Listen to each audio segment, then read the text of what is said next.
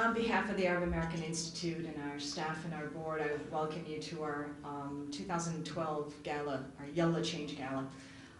We're delighted to have you with us this evening. I don't want to keep you much longer, and I want to begin the program immediately with our first acknowledging our supporters for whom this evening would not be possible without. Our sponsors this evening include Basha Diagnostics, Ahmed Shabani, Comerica Bank, Fayed and Associates, and Husami and Associates. And I'd also like to acknowledge our Michigan Host Committee, which includes James Allen Sr., Dr. Yahya Basha, Amal Barry Brown, Mr. Ahmed Shabani, Mr. Hassan Jaber, Ali Jawad, Nafa Khalaf, Bill Swore, Sam Yono, and Dr. Hamami. Thank you so much for being with us this morning and supporting us in our work. We can give them a round of applause.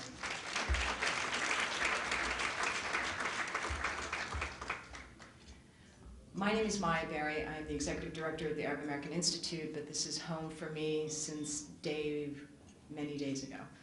We'll leave it at that. Our convening conference at the Institute was way back in 1985 or 86, Jim? I think it's 86. The first one I had the privilege of attending was in 1992, which was in New York during the Democratic Convention. And then the first big launch was in Decision 96. That was in Washington. So it's, we talked about this morning a bit, that it's dramatic as we prepare for these.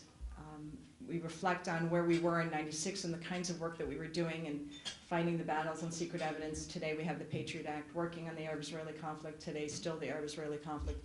So there's a great deal of stuff that perhaps hasn't changed, and hence the theme around Yalla Change this year. We're delighted you're with us. We're happy that we're getting together to talk about a strategy moving forward past this 3 days. And just reminding you that it's more of a convention than it is a conference. We're setting up so that we are all talking with each other. Tonight we're focused on some really important issues with some wonderful people who have been working with us for a long time on them. I want to begin by introducing someone that I know all of you know quite well, but I would like to still introduce him. We have our first speaker this evening is the Honorable John Conyers. He's a congressman for the 14th Congressional District here, our local representative. Mr. Conyers is a man who's dedicated his life towards the betterment and economic development of Southeast Michigan. He has served his community and his nation since 1965. He is one of the founding members of the Congressional Black Caucus and a senior member of the House of Representatives. He's dedicated his life to public service. And of course, we work with him closely on a variety of issues, but particularly in his capacity on the Judiciary Committee. I'm sure he will mention it today, but I will also take the liberty of noting it. His work on the Ending the Racial Profiling Act is critical for the things that we are working on, and we're so happy to have him with us tonight. Please join me in welcoming Mr. Conyers.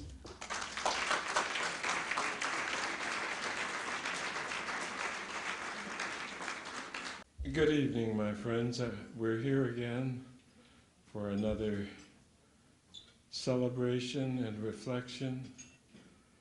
I began my very brief remarks by displaying my increasing knowledge of the Arabic language. Yalla, for example. That's a good start. And then marhaba.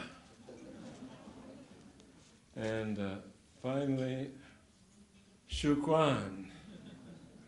Isn't that a good beginning? Encourage me, please.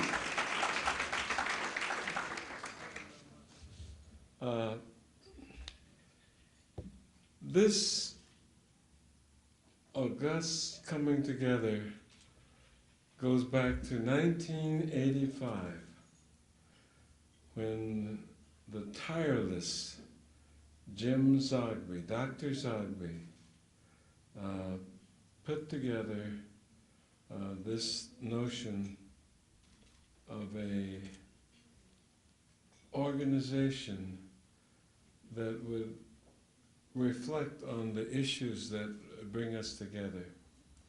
And I must say, my staff has written a very moving presentation, and they didn't intend for me to give it because it's far too long, but let me summarize it for you because it comes down to only 3 points.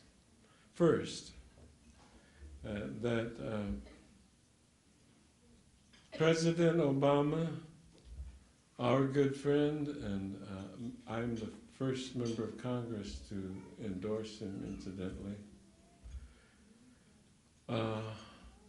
has to be encouraged to take a more aggressive position in resolving the Palestinian-Israeli two-state solution. Dear President, we want you to roll up your sleeves and, in the spirit of what Jimmy Carter and Bill Clinton did, we want you to get in there and give all of your authority and moral conviction to bringing this to an end, to bring a solution that we can all be proud of. And if you don't, we will say that you tried, that you really worked as hard as you could. The second point in my remarks concern the embarrassment of the Federal Bureau of Investigation in terms of the analyst who was disseminating very false and prejudicial information about Muslims and their beliefs. And about 2.5 hours ago, I called Robert Mueller, the director of the Federal Bureau of Investigation, to ask him what he was doing about this and what can I, and I told him where I was going to be. And I said I wanted to be able to say something. And the reason I did it was because when Mueller served his first term, we have a rule now after the experiences of J. Edgar Hoover, one term. And he had been so forthcoming before my House Judiciary Committee that I joined with others and recommended him for a second term. And so I got him on the phone. And I said, we've got to know what's being done to make sure this doesn't happen again. And he told me that the fellow had been, the analyst had been removed, and that they had called back all the materials that involve references about, involved in the training that refer to Muslim and Arab Americans. And he said he said he didn't know this was going on, and that he was going to make sure that that didn't happen again. And then I said, have you got anything in writing that I can take back to show people what we've talked about? And he did, and he sent it over to my chief of staff, Perry Applebaum, who happens to have flown in from Washington to be with us at this dinner. And I have some copies that I'm distributing to Laura Murphy and Dr. Zagbe and a few others of you. Thank you. And finally, what we have to do here and what you have been so well known for is to rally people and urge your brothers and sisters to fully participate in the political system of this country. Not just to run for office, but not just to vote, but to run for office. And that spirit is very clearly evidenced by the way your organization goes about doing things. And so those are the 3 points that all of this paper boils down to. And so I thank you very much. Shukran. Our next speaker is another familiar face to all of you, and to those of you from across the country who haven't had a chance to meet her, this will be a treat. Michigan Representative Rashida Tlaib joined the Michigan House of Representatives for the Detroit District in 2008, becoming the first Muslim woman elected to the Michigan legislature. Representative Tlaib has been an advocate for better access to human services, education, and civil rights. She is a vocal proponent for unemployment benefits, protection of seniors against increased pensions, taxes, funding for community colleges and universities, and the continued Michigan tenure system that protects good educators from being fired without due process. We know her, of course, as our, like me, someone who came through the access machine and has done wonderful things for us, and we very much like to welcome you to the podium. Thank you, Rashida. Hello, everyone. Thank you so much for the Arab American Institute for asking me to speak. I kept bugging Maya all day today. What do you want me to talk about? I think a lot of folks have already heard a lot, my story. I can tell you, this is my second term serving in the Michigan House of Representatives. I'm the first Muslim woman ever elected in the state legislature, and it's been phenomenal that I have this opportunity. And it's also phenomenal to kind of go through an experience of serving with 109 other colleagues from all across the state of Michigan and realizing many of them have never had any contact with an Arab American, anybody even of Latino descent, even of Muslim faith. I remember my second campaign and getting through, I was looking for a campaign manager, and Diana had lived in my district for about 2 years. She did a semester in Detroit. She was a student that was at U of M Ann Arbor that took a semester off to come to the city of Detroit to experience it through Wayne State University's program. And she decided to move into my district. And I love that because I'm like, I need more and more young people, people that fall in love with the city as much as I have. And she was working at a nonprofit organization, and it was her last day, and someone said, I'm really, unfortunately, I'm going to really miss you, Diana. Do you have another job? She goes, oh, I'm going to have the greatest time because I'm going to campaign for my state representative, who's the first Muslim woman ever elected. Isn't that really cool? She paused, and she looked at her, she goes, they're in our government? And I laughed like you guys would, right? Because we've been around a long, She was so upset. She goes, I didn't say anything, and I wish I said something. And I said, you didn't have to say anything, but you're getting me reelected. That's even better. But those are the kinds of things that a lot of folks that don't know anything about us, no matter what our background is, our Middle Eastern heritage, they know nothing but what they see on television or what they hear or what their grandparents have taught them. And, in the legislature, when something like cultural integration program comes up in appropriations, I sit on appropriations, I always tell my story. I'm like, Chairman, may I speak? Sure. This is a great program. Let me tell you why. My mother didn't speak English when she came to this country, and she needed programs that were like this at nonprofit organizations that help them integrate into society. I mean, it makes sense. It saves money. And I said, look, because he's very anti-immigrant. He doesn't, he constantly says illegals. We got to stop the illegals. I said, just a note, Chairman. I was born in this country, and I benefited from this program. He said, can I see your birth certificate? Now, I just want you to know, obviously, when I'm there, I'm shocked because I don't expect it to happen there. But I'm now starting to change and understand that that's going to happen. Anybody that knows me knows I would have probably gotten all crazy on them, but I didn't. I swear to God, oh wait, I didn't. I could have. I asked for the CD, and I swear to God I was going to call Rachel Maddow. I was going to have it blasted on her show, but I didn't because I said I'm just going to do a really good job.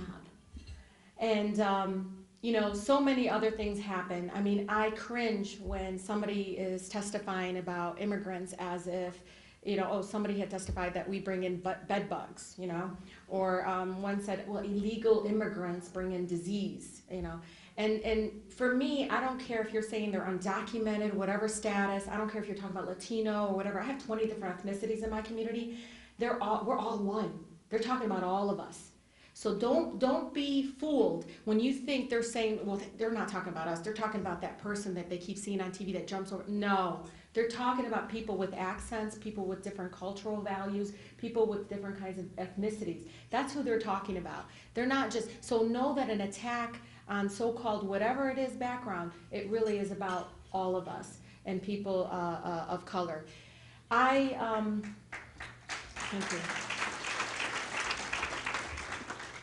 I want to express, I know my NAC buddies are in the room, the great work that service providers have within our community. And Maya and I talk about being products of access, but I constantly think that you all need to be reminded that it may take years before you may have your state representative in the House, or you may have that child that was young that's now, CEO of a big company.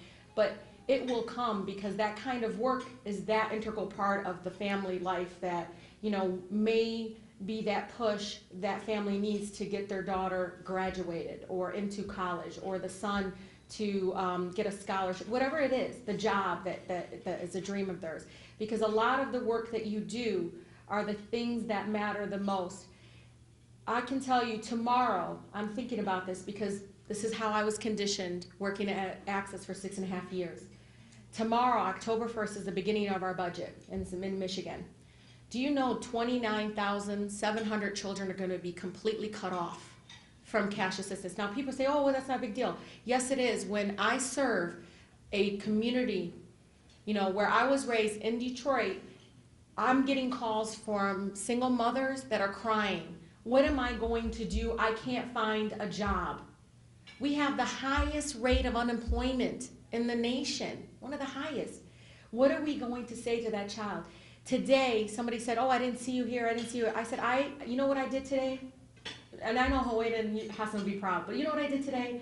I found, because this woman got a shut-off notice, and she basically got her electricity shut off today. And I said, I don't know what I can do, but let me figure this out. We were trying to get her stuff shut off while she's like, what's really sad? And she started crying. And I was expecting her to say something about, whatever. She said, my daughter's homecoming is tomorrow, and I can't even afford to get her a dress. I called, I'm the eldest of 14, so I called 6 of my other sisters that was much tinier than I am. And I said, who has a dress? And Layla says, I have a dress.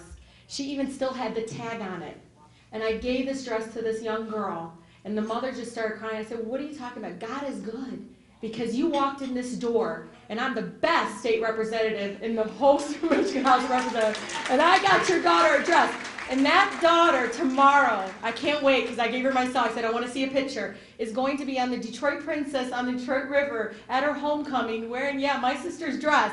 But that's how we expose ourselves to non-Muslims and non-Arab Americans, is by providing that kind of service and showing that we actually care about people, not what you see on TV. With that, I want to thank everybody in this room, and I know many of you have helped me through the years, and I still need help, and you will hear from me. I really do have a tough election coming up. Everyone knows this. But thank you from the bottom of my heart for everything that you do for our community and for our country, and for many of you for the city of Detroit. Thank you. During the gala dinner, we had the honor to interview Congressman John Conyers. Good evening, sir. Greetings. I'm glad that we're all here together. We really appreciate your being coming tonight to the gala and giving a presentation. Would you give us a small bio about whom you are? Well, I am the second longest serving member in the House of Representatives. I am the former chairman of the House Judiciary Committee, and I have worked in the civil rights movement with Dr. Martin Luther King and many people that have worked with him, Reverend Jesse Jackson, former mayor of Atlanta, Andrew Young, and many other people. During your presentation, you brought a lot of important issues, including the investigations and how it's been arresting probably innocent people or people who are behind bars who has nothing to do with any type of terrorism or any other problem issues. Can you tell us a little bit about it, please? Surely. Uh, we've been in our committee of the House Judiciary in Washington been very concerned about racial profiling of people in which law enforcement people, sometimes local police, sometimes government, federal police, sometimes FBI, will stop people, inquire of them about where they're going or where they've been and what they're doing here, and then sometimes even detain them. That is, arrest them until they're satisfied about the answers. This kind of arrest is illegal. People cannot be stopped unless there is reasonable cause that there is some incident that they may be connected with. But you can't look at a person and say, oh, he's Arab, he's Muslim, therefore, what's he doing over here? We're going to stop him. That can't be done. And so we have laws against that. That doesn't mean that the laws still get broken. Because Detroit is so near Canada, we have a border police that frequently create lots of problems for people who are citizens and of Arab descent who are going across the borders back and forth. And they get detained sometimes very unreasonably. Some families are complaining that those who got arrested because of terrorist issues, they cannot have any contact with their children, and they do not really know where they are. And the families are crying and begging and say, we need to know where our kids are, how they're doing. So is there a way that families can have a way to contact their children who's been arrested? Well, anyone that calls our office, my congressional office, and I have an office in Detroit, and I have an office in Trenton. Both are within my congressional district. We would be more than happy to contact the law enforcement agencies that may be involved and see if we can expedite a contact or release of the children.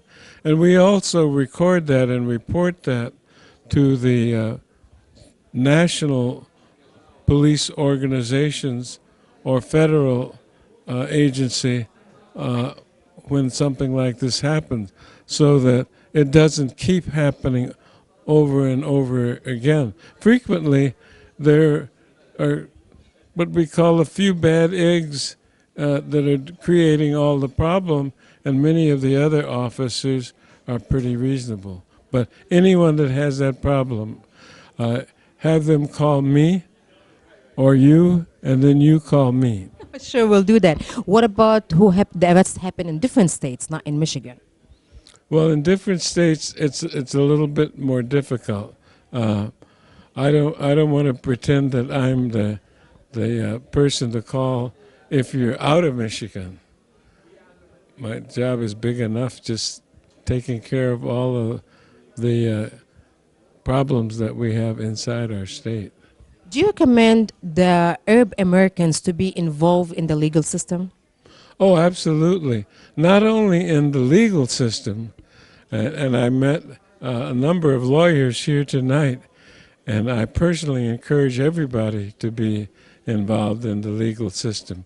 And you don't have to be a lawyer to be involved in the legal system, but that's ultimate because lawyers sometimes become judges too.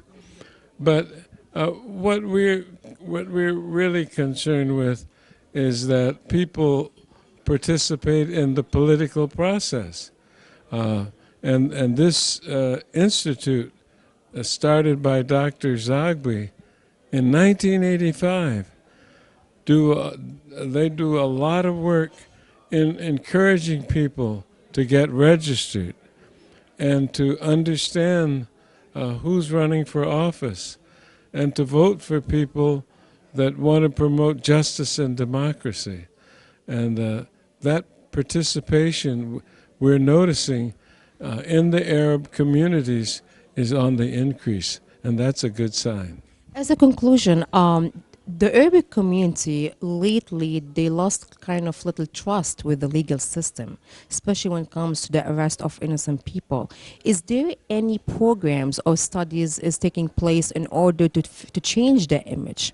Yeah, well, this institute here, the Arab Institute that's meeting here tonight, is a good example of programs that are going on and information that's being disseminated so that people will know how to take care of themselves when something improper or unlawful occurs.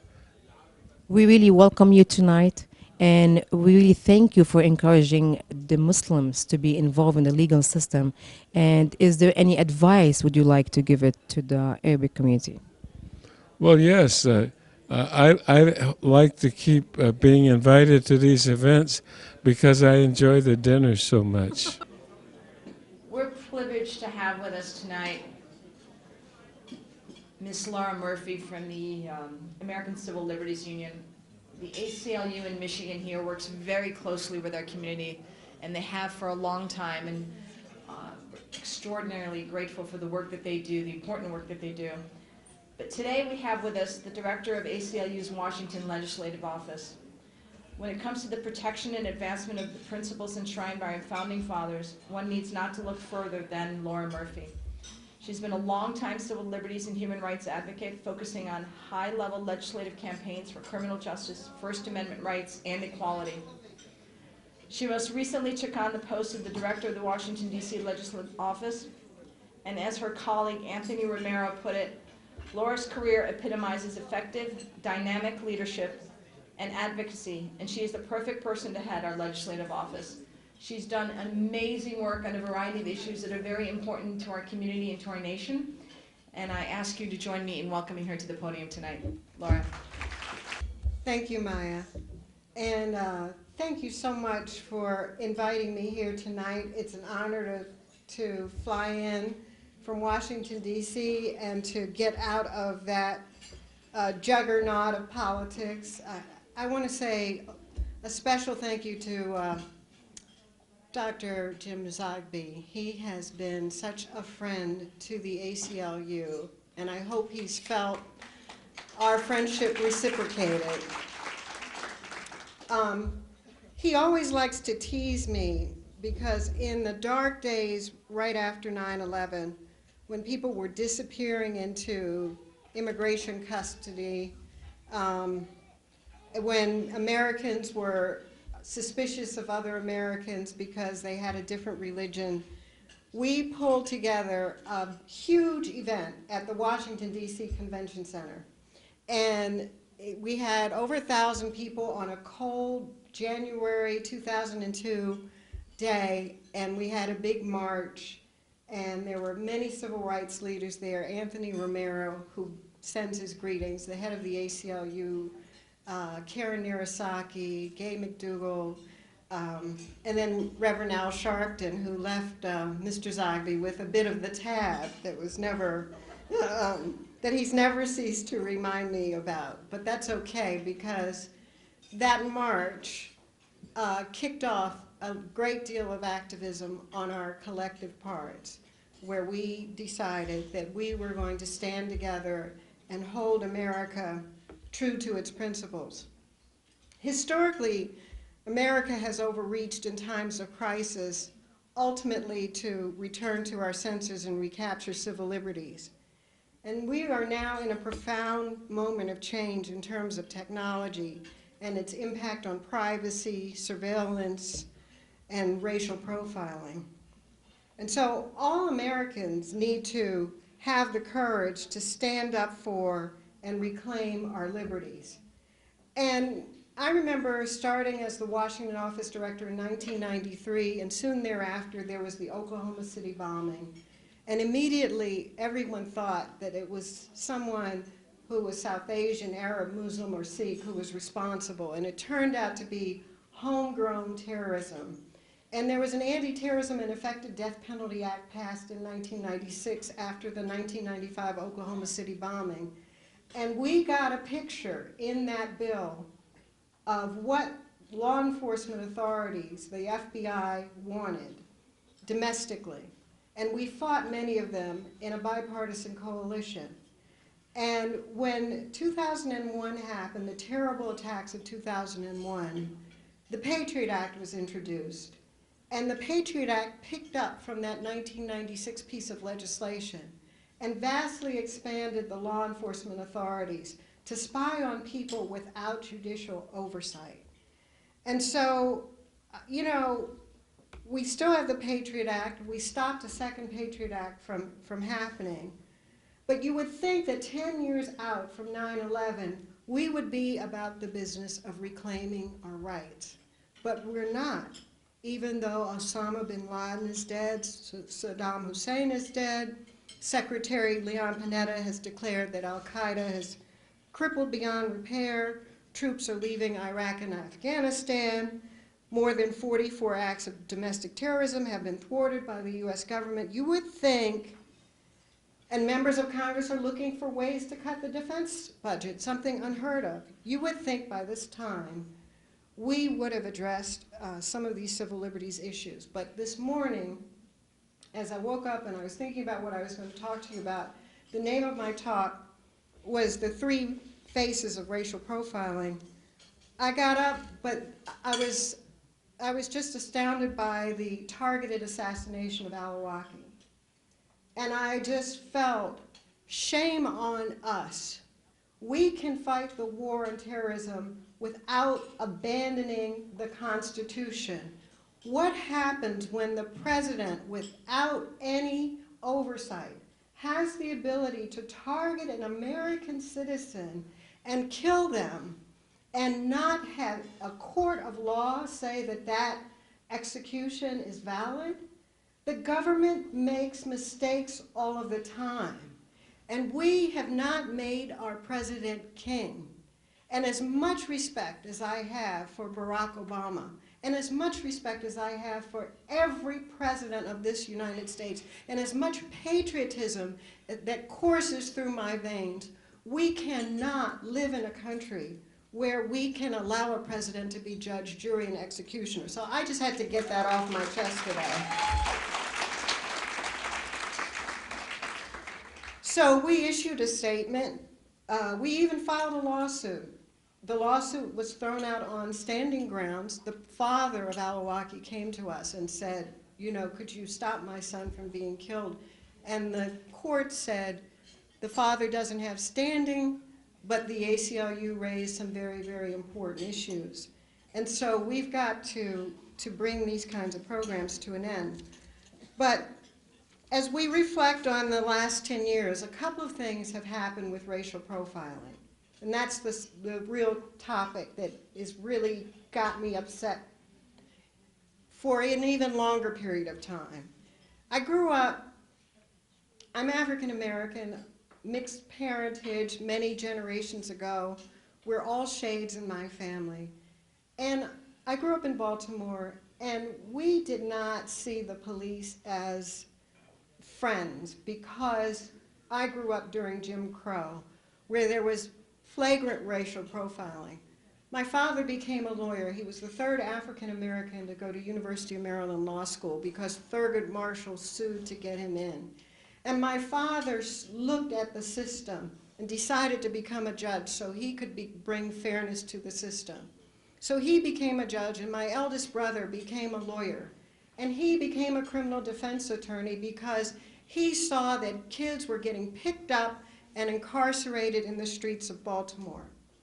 And so when I got to the ACLU in 1993, this problem of racial profiling was coming to our affiliates all across the country.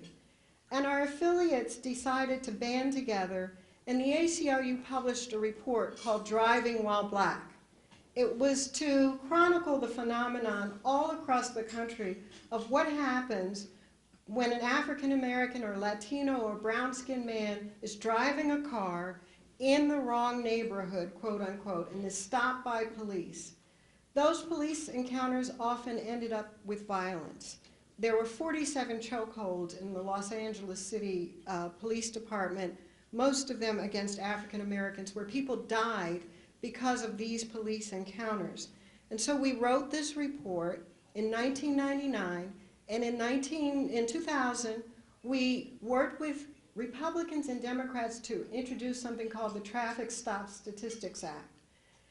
We got 8 Republican co-sponsors, which was a breakthrough.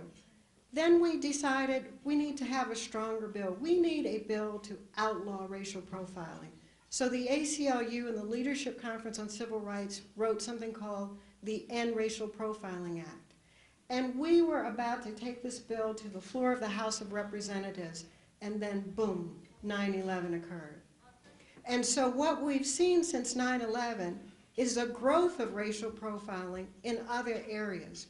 You still have the traditional profiling of African Americans and Latinos, but you also have severe immigration profiling. Look at what is happening in Arizona with SB 1070 and in Utah and Alabama. Today, we've gotten reports of parents fleeing their neighborhoods, pulling their children out of school because Alabama has authorized the police to insist that the schools document the residency, the citizenship of all the students. There was a Supreme Court decision many years ago that said that our public school system needed to be opened even to undocumented children. But state by state, we are seeing that they are trying to turn the Constitution on its head, and we are seeing immigration programs like we have never seen before. We have more deportations than the Bush administration did at this same period. We have more detention. People are in custody longer.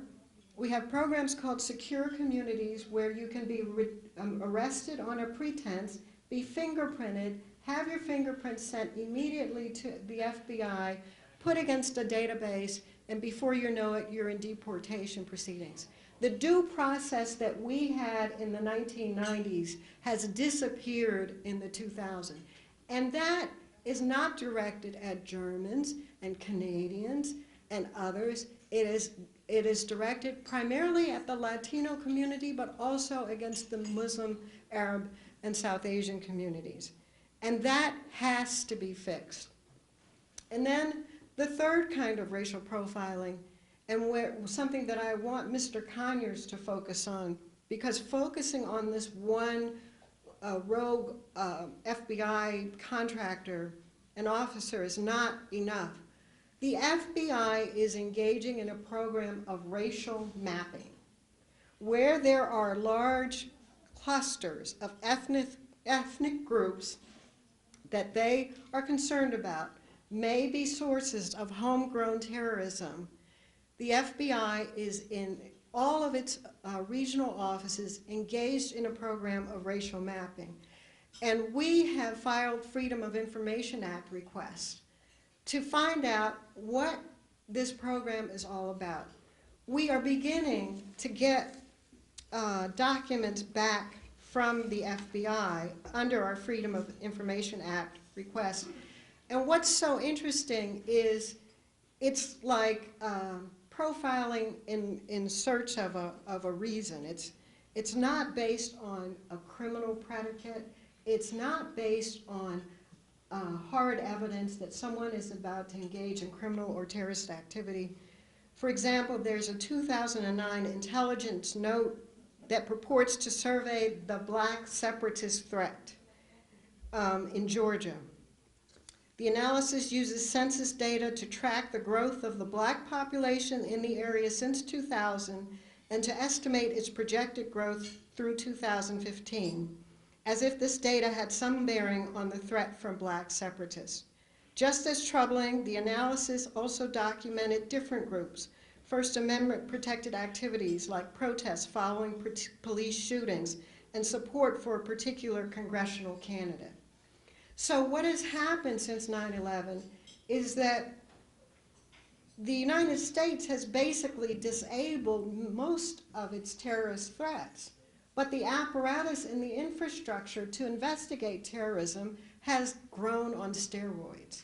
And so we have these three kinds of racial profiling that in the United States that is inconsistent with our constitutional values of due process, freedom of association, the ability to have freedom of religion, etc. So these three kinds are the old-fashioned that grew out of Jim Crow and slavery against the African American community and leached over to the Latino community, the immigration profiling, where states are encouraging local law enforcement officers to root out people who are here who don't have proper documentation, and the profiling that was intensified in the wake of 9/11 against Arab, Muslim, South Asian, and Sikhs. And so what are we to do? Well, I think it's time for us to have more rallies again, Dr. Zogby. I think one of the things we have to do is get Congress to pass and hold hearings on the End Racial Profiling Act. This law is still needed. It defines racial profiling. It outlaws it. It provides training for federal law enforcement officers. And it says if a local police department gets funding, they should not discriminate. We need to have meetings with FBI Director Mueller. But back to the End Racial Profiling Act for a second. There's going to be a hearing on November 4th. Lamar Smith, a very conservative, anti-immigration chairman of the House Judiciary Committee, is still giving the civil rights groups a hearing. We need to pack that hearing room.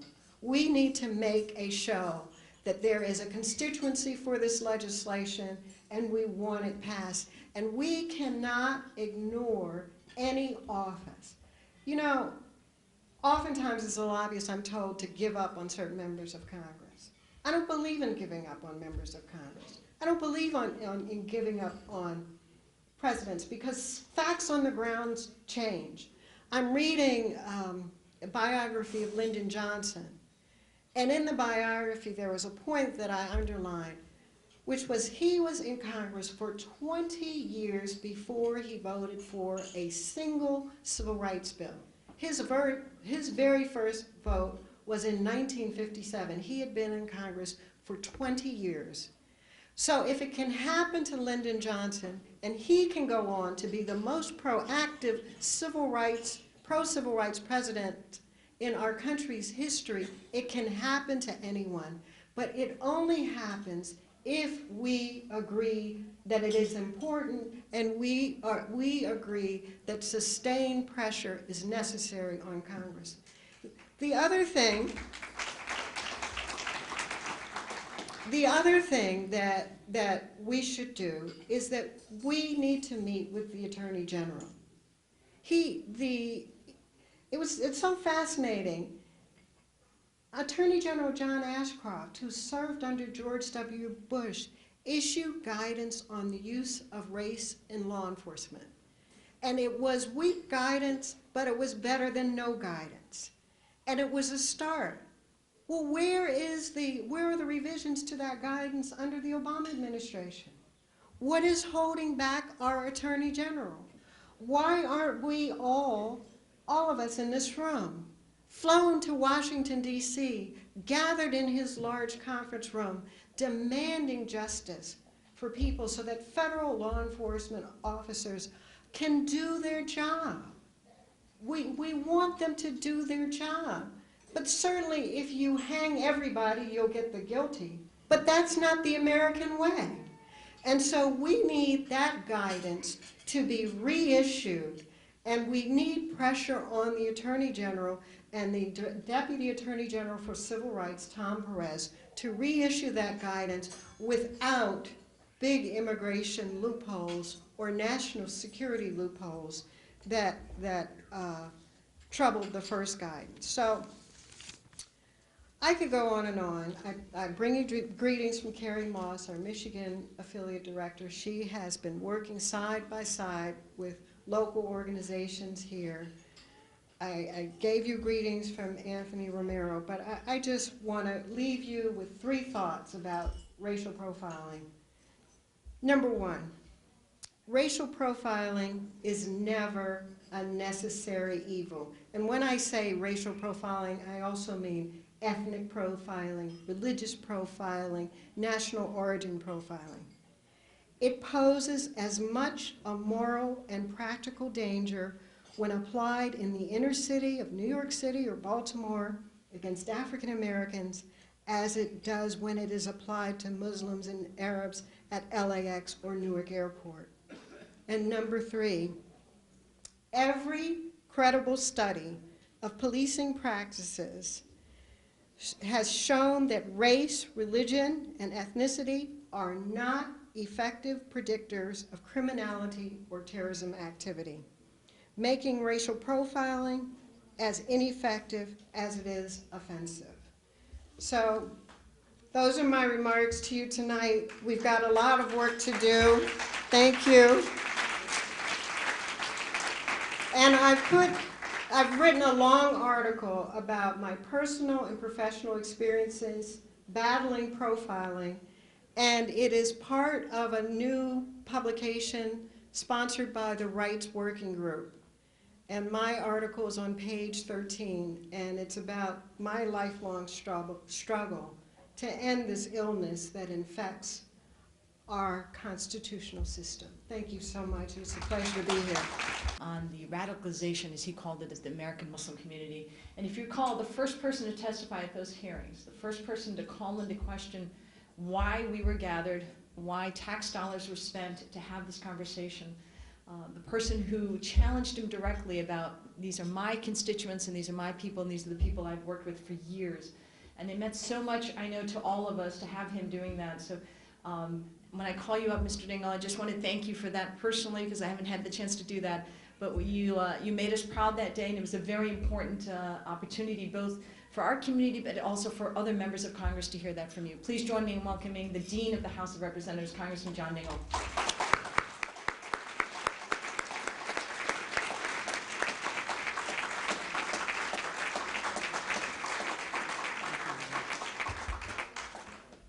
Thank you, Mayberry, for that very gracious introduction.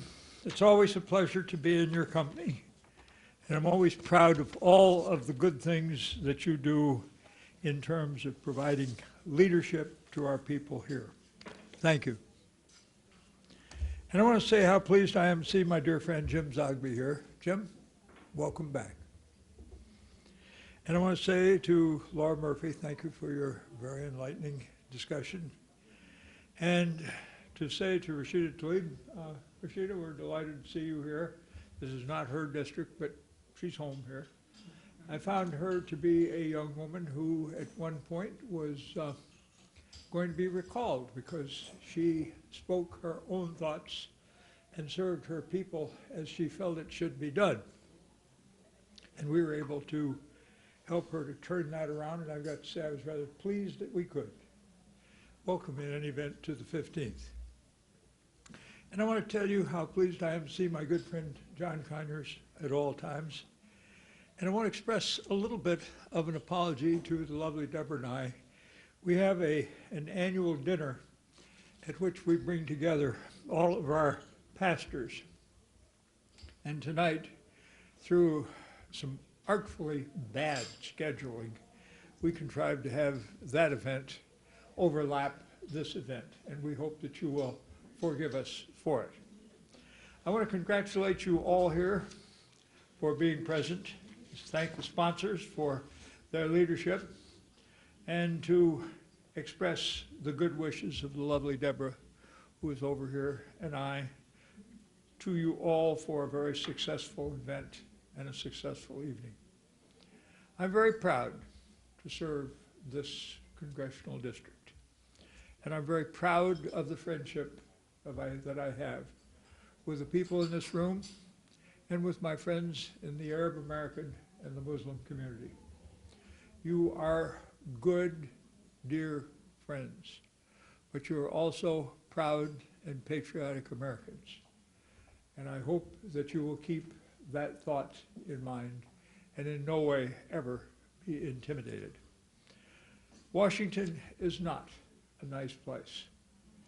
And I think we are all disappointed with what we see going on there. Inability to come together, to work on behalf of the people that we serve. Brutal attacks on Americans because they might be of different color or different religion. And a country that seems to have lost its way and lost its ability to come together about great measures which should be dealt with by compromise and a keen awareness of the broad need for us to work together in the overall public good. My remarks are going to be brief tonight, but I can't pass up the opportunity to thank May for her kind remarks about my appearance before the King Committee. It was a shame that that was held. And indeed, it is a shame that that kind of behavior is one of the contributing factors to the kind of gridlock which occurs in Washington, where we're unable to complete our national budget, where we're unable to decide how it is that we're going to spend our national budget, and where we're incapable of coming together to work on matters of great concern to our people. You know, the Founding Fathers did not intend that this nation would be a place where the liberties of anyone would be challenged. Nor did they intend that we would have a form of government which would bog down in the kind of vicious partisan behavior which we're seeing, or where the disruption of honest and honorable meetings occurs as a matter of prideful politics by small groups. I'm proud, however, that when I come home, the lovely Deborah and I see that our people here understand what is important. As you will recall, on 9/11, it was only a day before we here of all racial and religious groups came together to tell people that we were not going to see discrimination against Arab Americans and Muslim Americans. And to have it understood that all of us here view them as honorable, decent, patriotic Americans whose identity, whose character, whose reputations, whose livelihood, and whose whole participation as American citizens is going to be protected here in Dearborn and in Southeast Michigan. That is the kind of goal that we want to see. It is regrettable that the President had to observe that this nation cannot wait 14 months to begin to come together to address the big problems that we confront, and that there is need for us to work together in compromise and in cooperation and in conciliation, and that there's real need for us to understand that in going about our national business, we must understand that we must all work together, and that none of us can have the privilege of turning to a fellow American and saying, "Pardon me, but your end of the boat is sinking." We're all in this thing together. This is our country. It is our nation.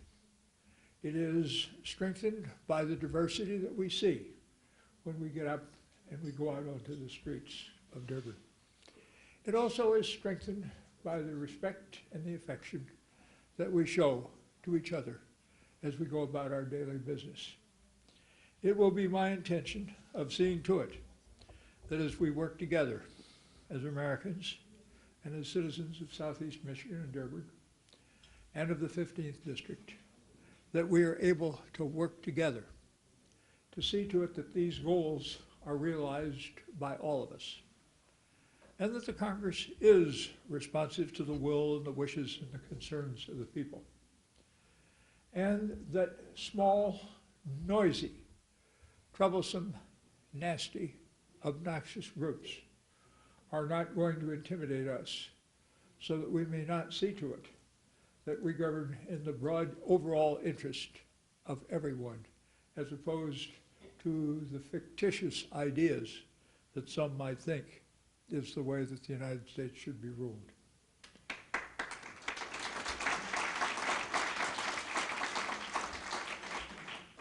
It is late, and Debbie and I have been regrettably delayed in getting here to be with you.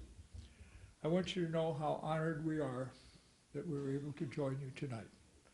And I'm able to share with you these few thoughts, to renew friendships with wonderful people that I have known and loved for many years, and to understand that we intend to work together to see to it that this country is strong, good, and that its ideals are boldly and honorably and proudly practiced, because they are the real source of strength to all of us and to this country.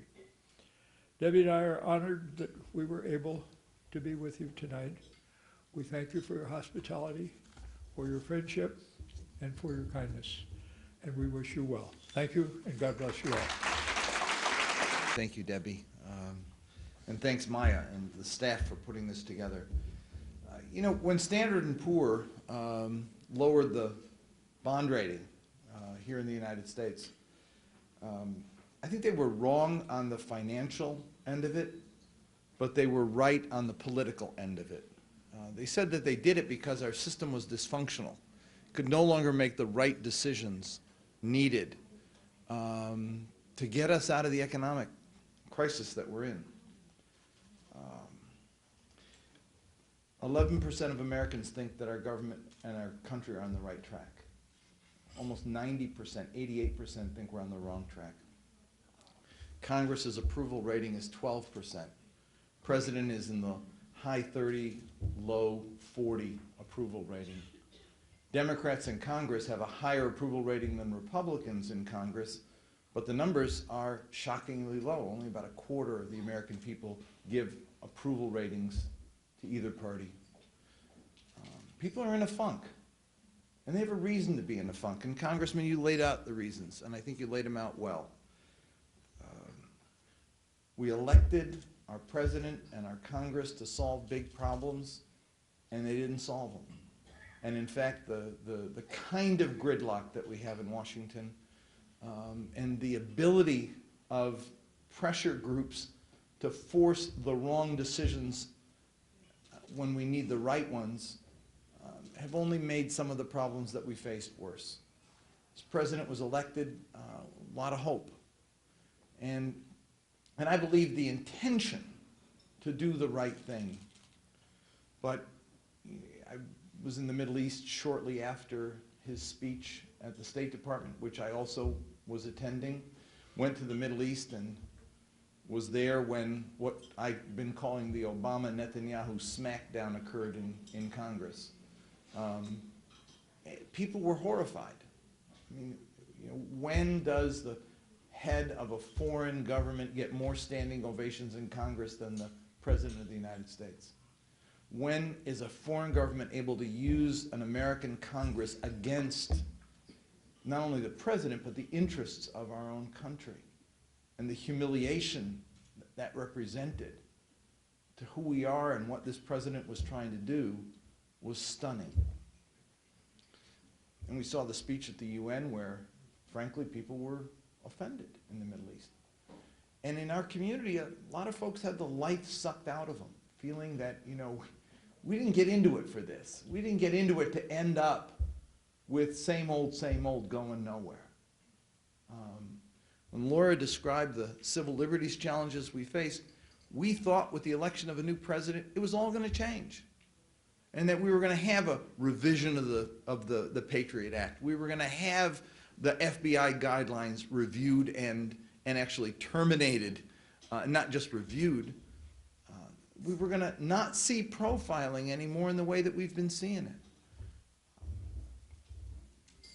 And so the dysfunctionality of the system has produced inaction and or moving in the wrong direction.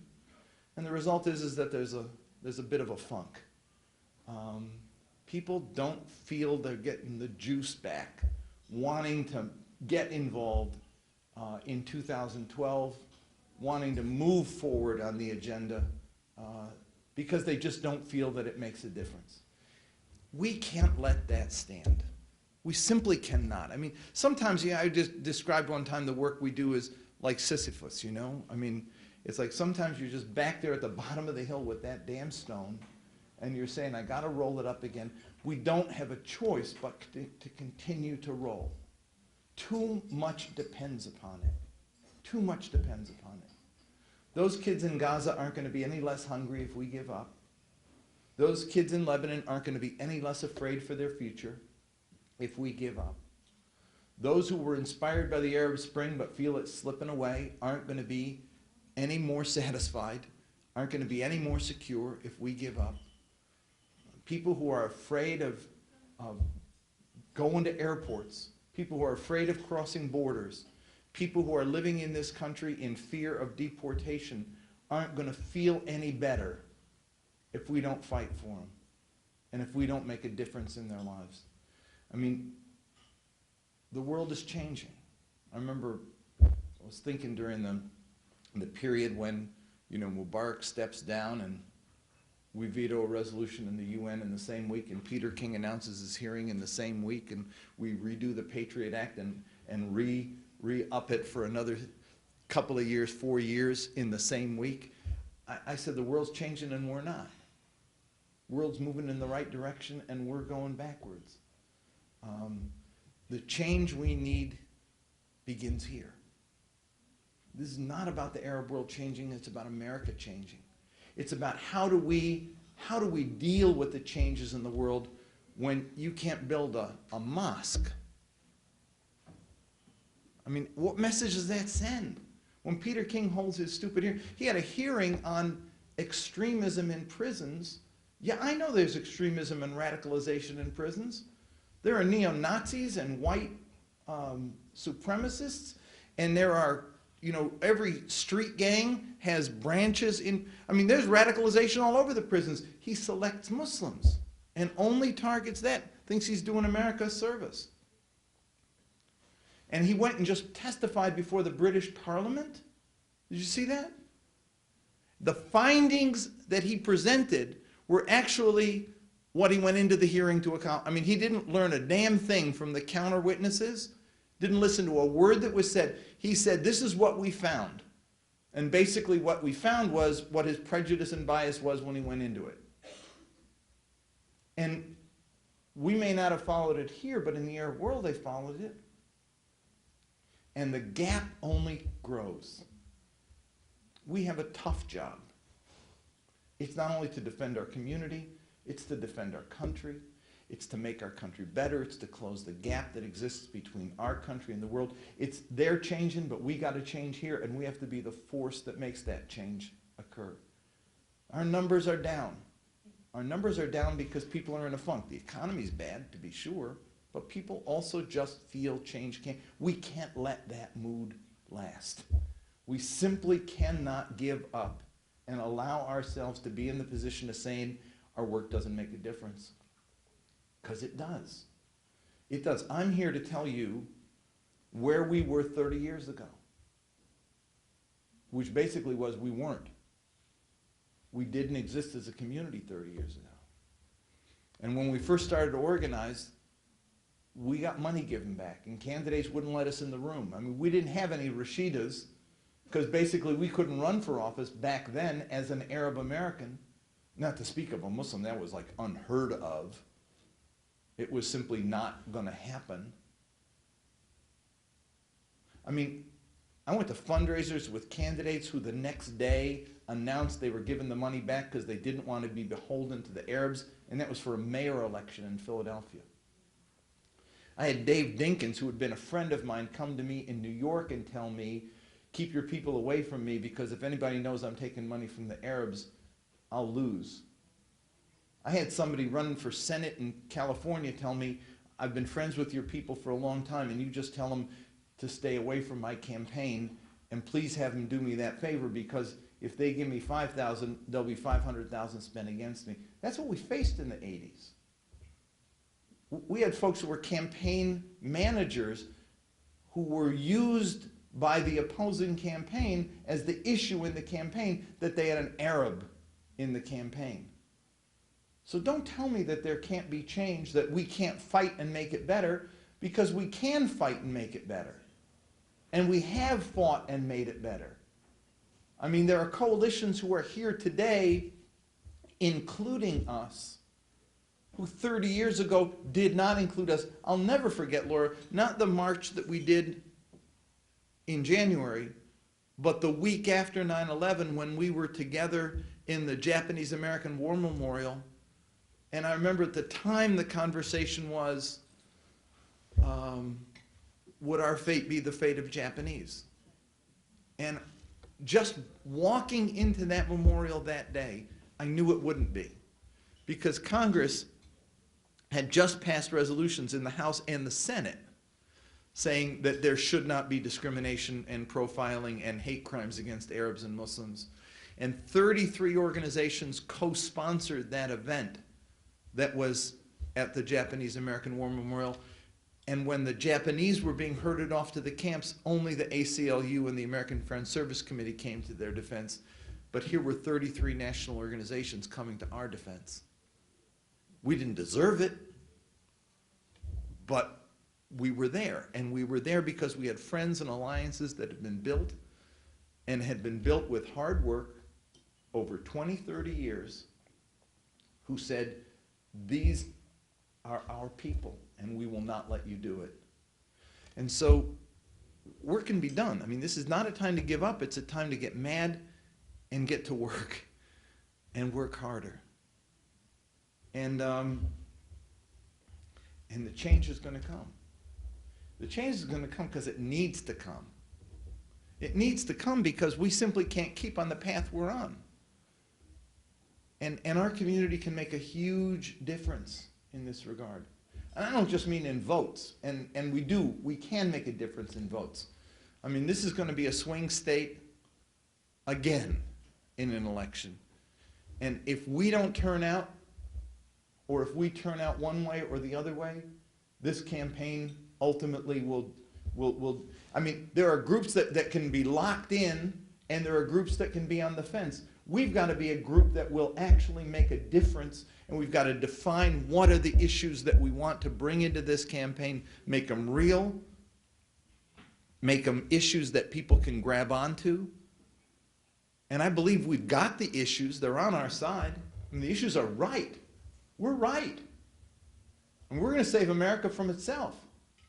We're going to make America make a difference. I mean, we're not the community that is trying to drag America deeper into a hole in the Middle East. We're a community trying to get America out of a hole in the Middle East. We know that with the change that's occurred, people matter now in the Middle East.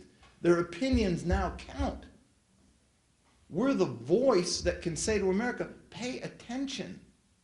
You can't just make a deal with a king or a leader anymore and expect that everything's going to be okay. President Obama said as much when he spoke to AIPAC. The smartest part of his whole speech. He told the Jewish community, it's not a deal you make with a leader anymore. It's now the whole people matter. He knows it. But we have to be there to remind him, remind Congress that when they do that silly performance they did with Netanyahu, the message it sends to the Arab masses now matters. There's no Mubarak to say, either block it off television, don't show it, or pretend it didn't happen, or sign a deal the next day and pretend that people are going to forget about it. When people have arisen demanding their rights and demanding to be recognized, they begin to matter. And we're maybe the only voice in America that can say, we still have thousands of troops. We still have lives lost. We still have money invested. We still have relationships that are at risk. We are more heavily invested in the Middle East, have lost more lives, have sent more money, have sent more weapons, have sent more troops, fought more wars in the Middle East than anywhere else in the world, and yet we're on the wrong side of history. And we're the only community that actually can stand up and tell people that. And tell people that when you block a mosque in Murfreesboro, you put lives in the Middle East at risk. You put America at risk. When you profile at airports, you sully the reputation of our country and you put us at risk. All these things are linked. And we're the voice that can ultimately make the connection. We're the community that can make a difference. We can save our community. We can save our country. We can save America and make it better, make it stronger, make it smart. And that's the job we've got to do. And we've got about, 14 months to do it. We have a huge task in front of us. We're a little community with a big job. And we can't let that stone sit at the bottom of the hill. We got to roll it back up. And you know what? I learned these lessons a long time ago. It was a friend of mine, Jack Odell, used to work with Reverend Jackson, told me one time, he said, just when you think you won, you really just got started all over again. And so there's no such thing as total victory, ultimate victory, final victory. The challenges just keep coming. But we're strong enough to just keep coming back at the challenges and not letting them get to the best of us and not be in a funk like the rest of the country, but say it's too important. It's too important for ourselves, for our children, for the future of America, for the future of the Middle East, for everything we hold dear. We just got to keep fighting. And we're going to fight. And we're going to come back again next year. We're going to be bigger, we're going to be stronger, and we're going to be ready to make this fight. Thank you. We're so glad to have you here tonight, sir. And to your speech, do you think that the urban American should have a trust anymore in the legal system, despite what happened with the arrests for innocent people who've been behind bars for no reason? Well, Arab Americans are Americans. They have the rights of Americans. They ought to assert those rights. They ought to be proud to be Americans, and they ought to persist in being Americans and in asserting those rights, and they ought not be intimidated. Thank you very much, sir, for your statement. Also, would like to welcome the keynote address. It's Laura Murphy from the Director of the American Civil Liberties Union, Washington Legislative Office. Good evening, ma'am. Good evening. We really appreciate you being with us tonight here among the urban community in Michigan. Yes, well, it's my pleasure to be here. I've worked for a very long time throughout my career with the Arabic community, and with Dr. Zogby in particular.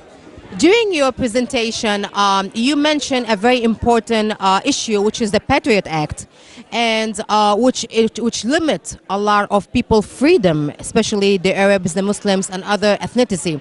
My question to you is that recently, probably maybe the past 2 years, we are seeing those scanners they're using at the airports, and especially that the Muslim women, they're covered from head to toe and probably don't feel comfortable being in front of those machines, because I myself did travel international this summer, and I was not picked to be under that machine, but there was people, my relatives, who have been covered. They had to go under that machine, and she did not really feel comfortable of exposing her body to a stranger. Is there a way that these kind of machines can be limited or been taken away from the airports? Because I believe it's taking away from the freedom. The use of the machines have improved just a tiny bit, blocking parts of a woman's body. But the problem is the machines themselves are ineffective. You can put something inside your body and the machine will not detect it. And so I think the government of the United States has been given a false notion of security, and the American people have been given a false notion of security because these machines don't work, because they don't disclose everything that's in your body. And so what the ACLU is doing is challenging the Department of Homeland Security and the TSA for using these machines, and we are filing complaints, and we've got thousands of complaints now, and we are taking them to the government and asking them to revisit the use of these machines. Can you tell us a small bio about the ACLU? What does it do and whom it's presenting? The ACLU is a national membership organization that is 91 years old. Anyone can join. All they have to do is pay a $35 membership fee. We do not take any money from the government. We are privately funded, and our job is to defend the Bill of Rights and to defend individual liberties for people living in the United States. So we try to keep the government abiding by the Constitution and not violating constitutional rights. Are you the same? Are you performing the same as the CARE organization? What they do, or it's to the ACLU is separate than CARE? Totally different. How it's different? I don't know about that other organization. Okay, so the membership that people they pay, it's used towards defending cases. It's not just defending cases. We also meet with members of state and local government. We meet with the Obama administration and the Justice Department, the Department of Homeland Security. We testify before Congress. It's not just lawsuits. We do more than litigation. We also organize people to march and to attend rallies and to attend hearings. So through public education, lobbying, and litigation, we have an impact on the country. How many chapters of ACLU in the United States? We have 53 chapters, and we have chapters and affiliates in every state. Is there any future programs going to be added to the ACLU? We are expanding the organization. We're building a public policy arm. But right now we're on a very huge membership drive, so you should become, and all of your listeners should become, a member of the ACLU. I do encourage everybody to be part of ACLU because of the great cause they do for the community and everybody. And I really thank you very much for being a guest in our community and in Michigan, and hopefully we'll see you in the future. Thank you for having me. So, which gets to the second reality. We have a black president. And the reality is that a lot of people are scared. They feel like they're losing their country. They feel like they're losing their white privilege. We have a black president. It's estimated, according to demographers, at least by 2050, America will be a minority white country. And there are some people that feel like they're losing their country. We hear this rhetoric from the Tea Party. We want to take America back. Take America back from who? President Obama is an American citizen. So what is this talk? And even if he wasn't born in America, by the way, he was born to an American mother, so he would have been American anyway. John McCain wasn't even born on the continental United States, by the way. But this conversation never came up during the election. So we need to understand also that there is some xenophobia and racism, not just innocent politics, at the basis of a lot of this legislation being put forth. Not saying that every person who voted for the legislation or every co-sponsor is racist, but there is a racist, xenophobic agenda behind the pushing of this legislation, or at least the consequences of it have racist and xenophobic implications.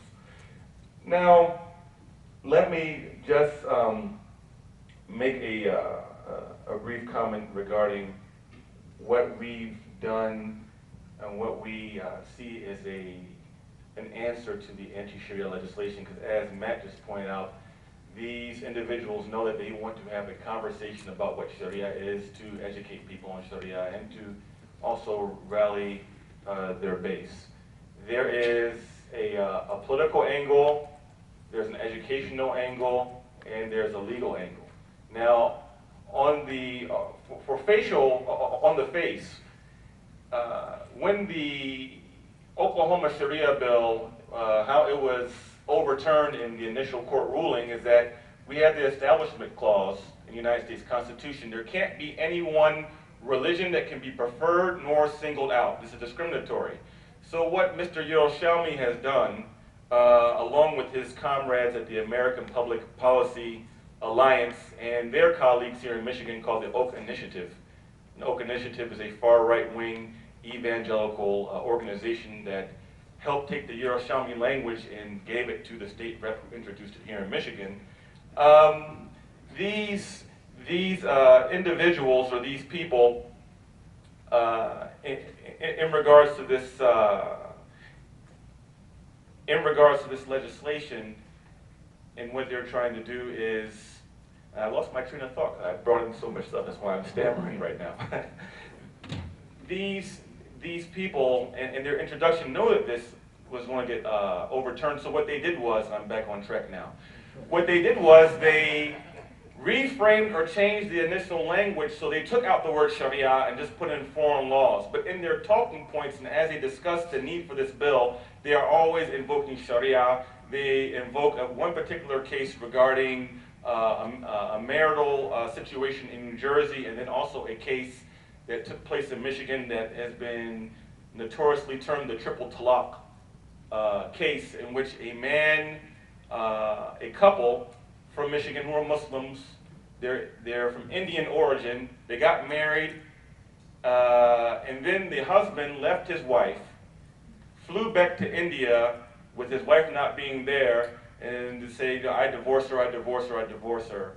And then some silly qadi, this shouldn't have been allowed anyway, even according to the Islamic jurisprudence, gave him the divorce. And he came back and said, oh yeah, you're divorced now. And then a judge here in the state of Michigan basically allowed for this divorce decree that took place in Mumbai or somewhere like that, I think it was Mumbai, to be enforced here in the state of Michigan, and it was overturned. So what they said, see, Sharia has already been used in the state of Michigan, and then you have all the other talking points that Sharia is against women's rights, it's barbaric, etc. That's why we need to have these bills to inoculate our court system from being influenced by Sharia.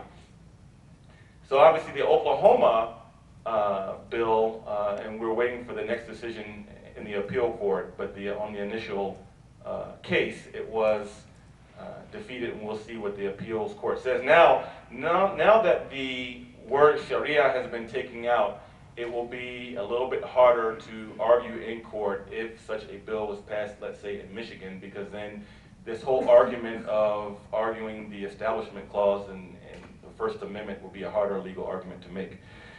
So we've already mobilized a legal strategy in a number of states that if this is passed in Michigan, in other states, including Michigan, that the very next day we would challenge the legislation in court. We'd already have everything prepared. Just as we, in Oklahoma, the day after it went into effect, we filed the lawsuit the very next day. Now, from a political standpoint, we've organized our community to go meet with elected officials. Actually, and I said this at the Care Michigan banquet that took place in late March, that based upon the trends, we knew eventually that anti-Sharia legislation would get introduced to Michigan. Why? Because the anti-Sharia movement has targeted this city, Dearborn, as so-called being under Sharia. So we knew eventually someone from the western part of the state would introduce the law. And especially now that we have Republican-controlled House, Senate, and Republican governor, we knew that the time would be right in 2011, and it was introduced. So we were already ready. We had already organized a Muslim Capital Day. We went and met with state senators and representatives, and we gave them background information before it was even introduced about many of the people who are behind the anti-Sharia movement, how it started in Oklahoma. We had already given them the background about David Yerushalmi. We had already given them the background about the so-called creeping Sharia. We'd already done that. We'd already done the groundwork. And we met recently, for your information, with the head of the Judiciary Committee for the state of Michigan, John Walsh, who's in Livonia, who gave us at least a verbal acknowledgement that this anti-Sharia bill is not going to even have a hearing in committee. Because another thing is we activated our coalition of civil rights advocates and our interfaith coalition, and we had a press conference and we challenged it very publicly in the media, and we weren't shy about it. We called it Islamophobic and racist. We called it out. None of this stuff about being shy or say give them the benefit of the doubt. We called it racist, and we shamed them to the point that the head of the Judiciary Committee in the state of Michigan told us, and we have 60 freshmen in the state house, by the way, in Michigan. It's majority freshmen. Some of them, we can give some of them benefit of the doubt. They said that someone came with them with a bill and it sounded good on the surface. But once we exposed the nature of the anti-Sharia movement, Some of those people went back to the chair and said that if we had it do over again, we wish we would have never signed our names to it, because we had our constituents call in representatives. We had our imams give khutbah on Fridays and for the Eid. This was part of the focus of the Eid khutbah at masajid across the state of Michigan. I gave it in Lansing. I spoke to over 3,000 people, and I talked about the anti-Sharia bill. So we mobilized the community. And I would say this to people here, especially, well, you're all Arab Americans, but let me tell you from the black experience, that the most powerful organizing tool in the black community is the black church. And you as Arab Americans have to push your clergy and your imams to start speaking about socially relevant issues and not just telling stories about the Sahaba from 1,400 years ago or talking about what's going on overseas. You have to start pushing them to do that. And I'm not saying talk about the Sahaba and then give a contemporary analysis of what the Sahaba did regarding race relations, discrimination, etc. for the modern time. I mean, this is what I'm saying. The third thing is the educational piece. We have planned, and tentatively will be in the beginning of November, I think November the 8th, but we're having a briefing on the state capitol with the help of the only Muslim American in the state house, Rashida Tlaib. We are flying in experts and we're having a briefing on this at the state capitol about anti-Sharia movement, and we're also having a Jewish speaker speak about the place of Judaic law and how that relates to marital arbitration and these types of things, as well as we're having a Catholic talk about Christian Catholic canon law. Because if we just talk about this as Sharia or Muslims or Arab issue, we lose. We lose. If we bring in Jewish Americans, if we bring in Catholics and we say that in regards to marital arbitration or these types of issues, this bill could have a threat to prenuptial agreements or for clergy to act as arbiters in marital issues, and it's not just Muslims, it can be Jews and Christians, then we win, because we are at the core, we're a religious country. America is the most religious country of any country in the Western world. And Michigan is, although we vote blue, for the most part on presidential elections, we are a conservative state and a very religious state. So this is how I believe that we win these battles, is bringing other people for the educational process. Thank you.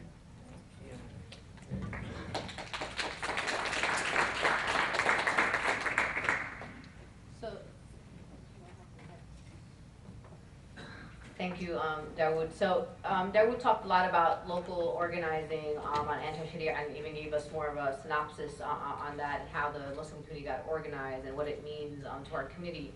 And there's been a focus also from Matt on specifically on anti-Sharia. And I want to move the discussion a little bit. I feel like it's all part of the same package, but I wanted to pass the mic on to Representative Matt Hines, who's from the, I will use the term loosely, the great state of Arizona, who is a trailblazer in this country on anti-immigration bill SB 1070, which has now been introduced in about 26 states, my understanding is, and most recently passed, even on a worse level in Alabama. So I'd love to hear your perspective on that, and also as an Arab American, saying how important it is for Arab Americans to be integral in combating these types of legislation that might not necessarily be targeting us specifically, but obviously there's an effect on our community. Thank you. Absolutely. Is this picking me up okay? Yeah? You might want to hold it. I'm notoriously bad at using microphones, excuse me. So thank you all for the invitation. It's a pleasure to be here, and to be back, actually. I'm originally born and raised in Michigan for 24 years, so, thank you. In fact, I trained at Wayne State University for my medical school, and now being college, actually. So I have to say, I would like to in some way resuscitate the I guess the reputation of my state, because it's a really great place with a lot of phenomenal people who unfortunately have the bad luck to have a series of legislative districts that are structured in such a way that you end up with extremists on both sides. I can call out a few in my own caucus as a Democrat here, But definitely you have extremists in such a large proportion from both sides of the political aisle. Right now, 61 Republicans in my legislature and 29 Democrats. That's not very balanced.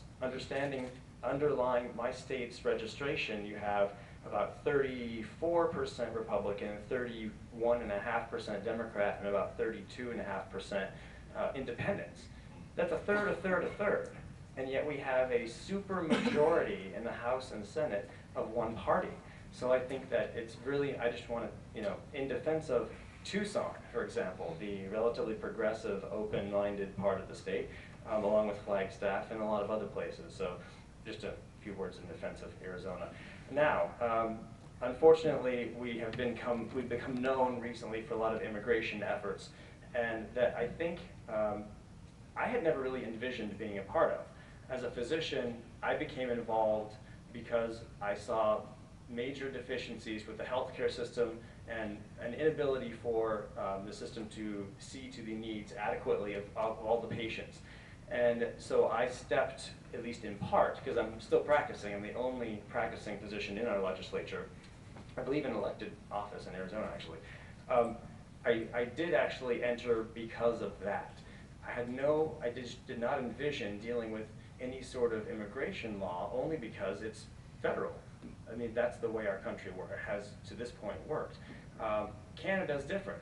The provinces have kind of there's a federal-provincial relationship. They split a lot of that enforcement. So, but that's not the way we work. So I was really actually not expecting this, but yet it came forward. And the sponsor of the bill, Senate Bill 1070, Russell Pierce, who's actually a really nice guy. I don't like him all that much. I'm just saying that it's surprising. I don't like any of his policies, but it's surprising how charming the guy is. So it's very sneaky. So he got this through, obviously in 2010. Now, the idea is how to combat hate legislation. And actually, in the back of the room, we were just discussing, the way to combat it is to tie it to the economy and to job creation, or the lack of jobs, commerce, or driving commerce away. And that is exactly what Arizona has now experienced, thanks to these extremists and these activists pushing through this sort of hate-filled legislation. Losing business from this type of an event. These events do not occur in Arizona, or don't at McDonald's. 40% Latino, the population, their employees, their workforce. So they picked up and moved their entire convention out of Arizona, out of Phoenix. Good for them. Because why go to a place where it's clear that there's such animosity and such, what appears to be some intolerance for this community. So the Chamber of Commerce, actually, when addressing some of the issues here that were just discussed, the 14th Amendment, the birthright citizenship concept, the concept of having to determine somebody's country of origin in the emergency room before providing services, stuff ridiculous that goes in, flies in the face of the Hippocratic Oath as we as health providers take to help everyone regardless. We don't check your ID, we don't care what gender you are, what religion you practice, if you practice at all. But these horrible laws came forward in 2011. And in the Senate, where this package of 5 kind of omnibus immigration bills came through, I'm pleased to report that though Russell Pierce is now the president of the Senate, he was unsuccessful because about 10 Republican, business-oriented, reasonably moderate, smart people stood up to him and said, no. No, and they stood up with the business community. The business folks, the Arizona Chamber for Commerce and Industry showed up and said, wait, this is bad for Arizona, this drives away jobs and commerce, and this is not good for our image, and it's also bad policy. Oh, and it's unconstitutional too. So that actually defeated the most recent package of immigration measures in Arizona, thank God. So that's kind of an update. The 1070 at this point has been enjoined, 90% of it, the 6 major components of it, have been enjoined by Judge Bolton in the district court. That was upheld by the a panel of 3 judges on the Ninth Circuit in consultation with Sandra Day O'Connor, thankfully. And it's probably going to the Supreme Court because the Alabama version of 1070 was partially enjoined, so halted to some degree, but different provisions were halted. One of the provisions that was halted in the district court in Arizona was allowed to go through in the Alabama law, specifically the one where they require police officers making a routine stop to determine somebody's country of origin. So,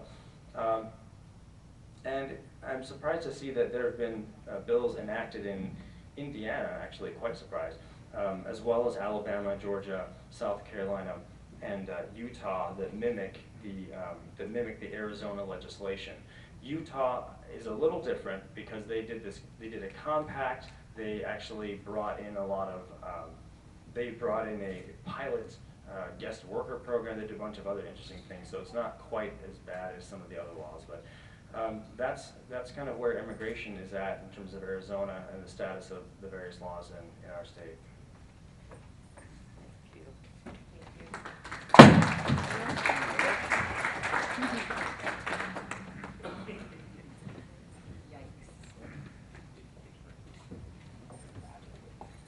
Thank you, Representative Hines.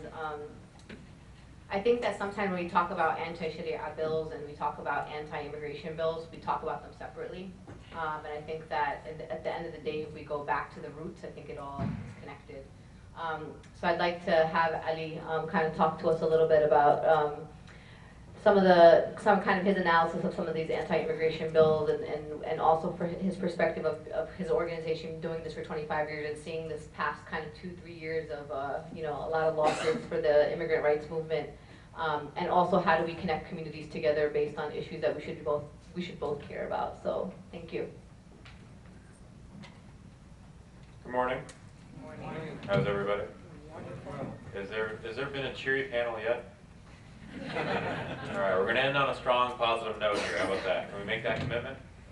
All right. Well, first of all, I really want to thank the National Network and then the Arab American Institute, not only for the invitation, but for consistently and powerfully drawing together this meeting every year and building the political power of the community. I think that without the political power of the community, no change happens. And as Jim laid out last night, you know, this change doesn't happen overnight, but change is happening, and it's up to us to continue to work hard to fight for that change. So I want to start with maybe repeating a little bit what my colleagues have said in terms of what the challenges are. And let's just start with reality. We've got Arizona still. Sure, most of it's enjoined, but it's still a live case.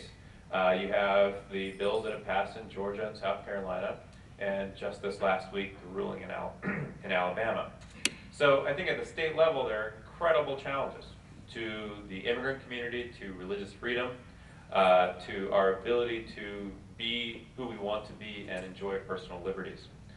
So those challenges are real, and they're personal, they're social challenges, they're economic challenges, and they're political challenges.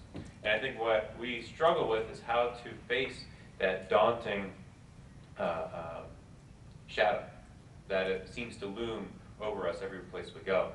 And with that shadow comes incredible misperceptions of who we are as people, misperceptions of you know, what we believe in, what we don't believe in, who we relate to, who we don't relate to. So how do we deal with those misperceptions? How do we tell our story as people and who we are and who our families are and who our communities are? And part of that, so you've got your state legislation, you've got the misperceptions in the media, and then you have a federal government, especially, you know, let's just talk about the border area, which engages in an incredible type of profiling of immigrants or people who look like immigrants, whether it's on the northern border or the southern border. We've done incredible, just some very interesting work with some incredible allies along the southwestern border, and how do they, as communities, deal with Border Patrol, who really run rampant. And I know the same thing happens along the northern border. So we not only have state policies that are a challenge to us, but we also have federal policies that are a real challenge to us. And I won't even begin to open the door of the incredible pressure on the Arab American community and the South Asian community in terms of national security, or the perception of national security. So we have all these challenges, and what do we, how do we face these challenges, and what do we do? Well, I believe that with any challenge comes an opportunity. And if we look at a challenge as just as a problem to be solved, I think we stop short. So how do we look at these challenges as opportunities, not only to address that issue, but then move forward as a community of Arab Americans, as a community of South Asians, as a community of Americans, and really, frankly, as a nation. So what are the opportunities that are presented here? Well, we have had wins. We've had wins here in Michigan. We've had incredible wins in Florida. We've had wins, in California and Illinois. So we tend to focus quite a bit on the negative. But there have been incredibly powerful moments going forward for in-state tuition in new states, for defeat of harmful immigration measures in other states. But why have those wins come to be? Because we saw them as opportunities. We saw them as opportunities in Florida, not only for the Latino community to say, you cannot profile the Latino community and keep people from jobs. But then we also saw that as an opportunity to work with the business community, who was saying, most of our workforce, most of our consumers are Latinos.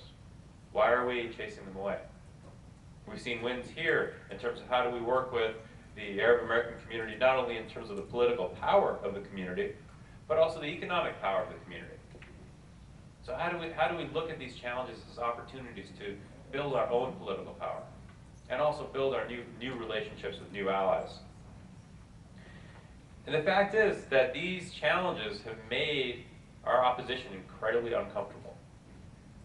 What I mean by that is, in Alabama, the debate isn't about immigrants. The debate is going to be about the impact of the Alabama law on children. There were news reports on Friday where in schools we're seeing their Hispanic children, students, just not come back to school. They were not coming back. And their parents were leaving Alabama. So our opposition is all of a sudden faced with the question of, are you against educating children? Are you against educating children? That's good. As bad as that law is, it is actually good for us in that we can be telling our story as communities and as families.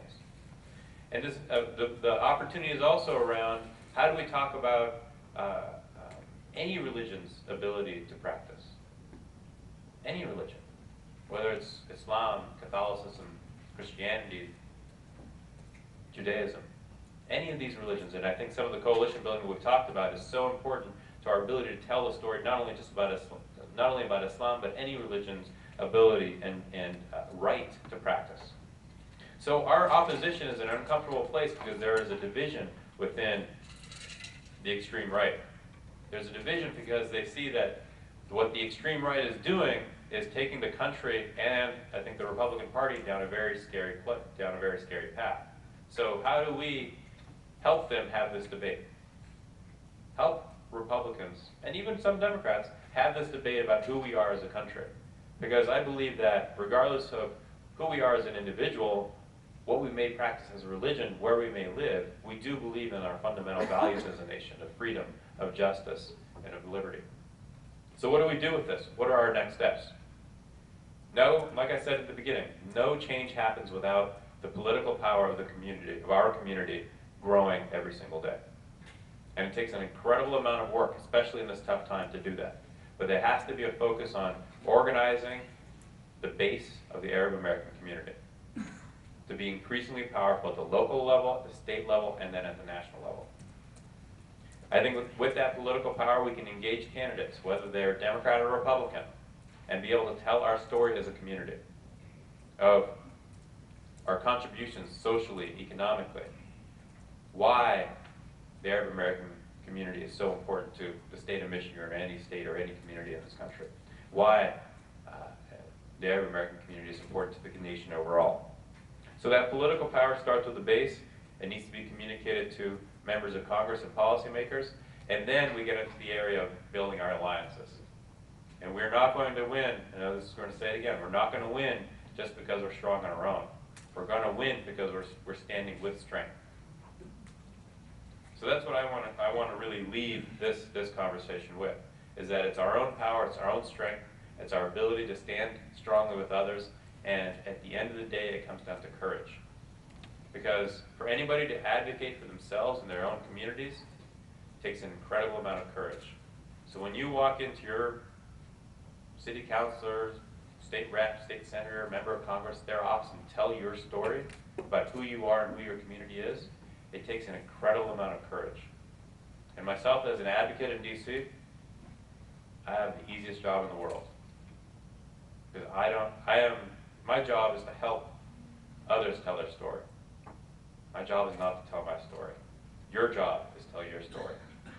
And that takes an incredible amount of courage, and I want to thank you for that. And I want to ask you to continue to do that and continue to organize so that more members of our community are telling their story with others so that our nation actually gets to the place that we want it to be. Thank you. The Muslim peoples, those committed to Islam as we know it today, are our enemies. So David Yerushalmi is the attorney of Robert Spencer and Pamela Geller's group, Stop Islamization of America. Who is Robert Spencer? He's the director of the blog Jihad Watch, which was mentioned more than 162 times in Anders Breivik's 1,500-page manifesto. He is the co-founder of the group Stop Islamization of America with Pamela Geller. Robert Spencer has said this about Barack Obama. Barack Obama was a Muslim as a child. He has never explained when or whether he left Islam at all. He identifies himself as Christian now. Ultimately, only he knows the answer to what he really believes.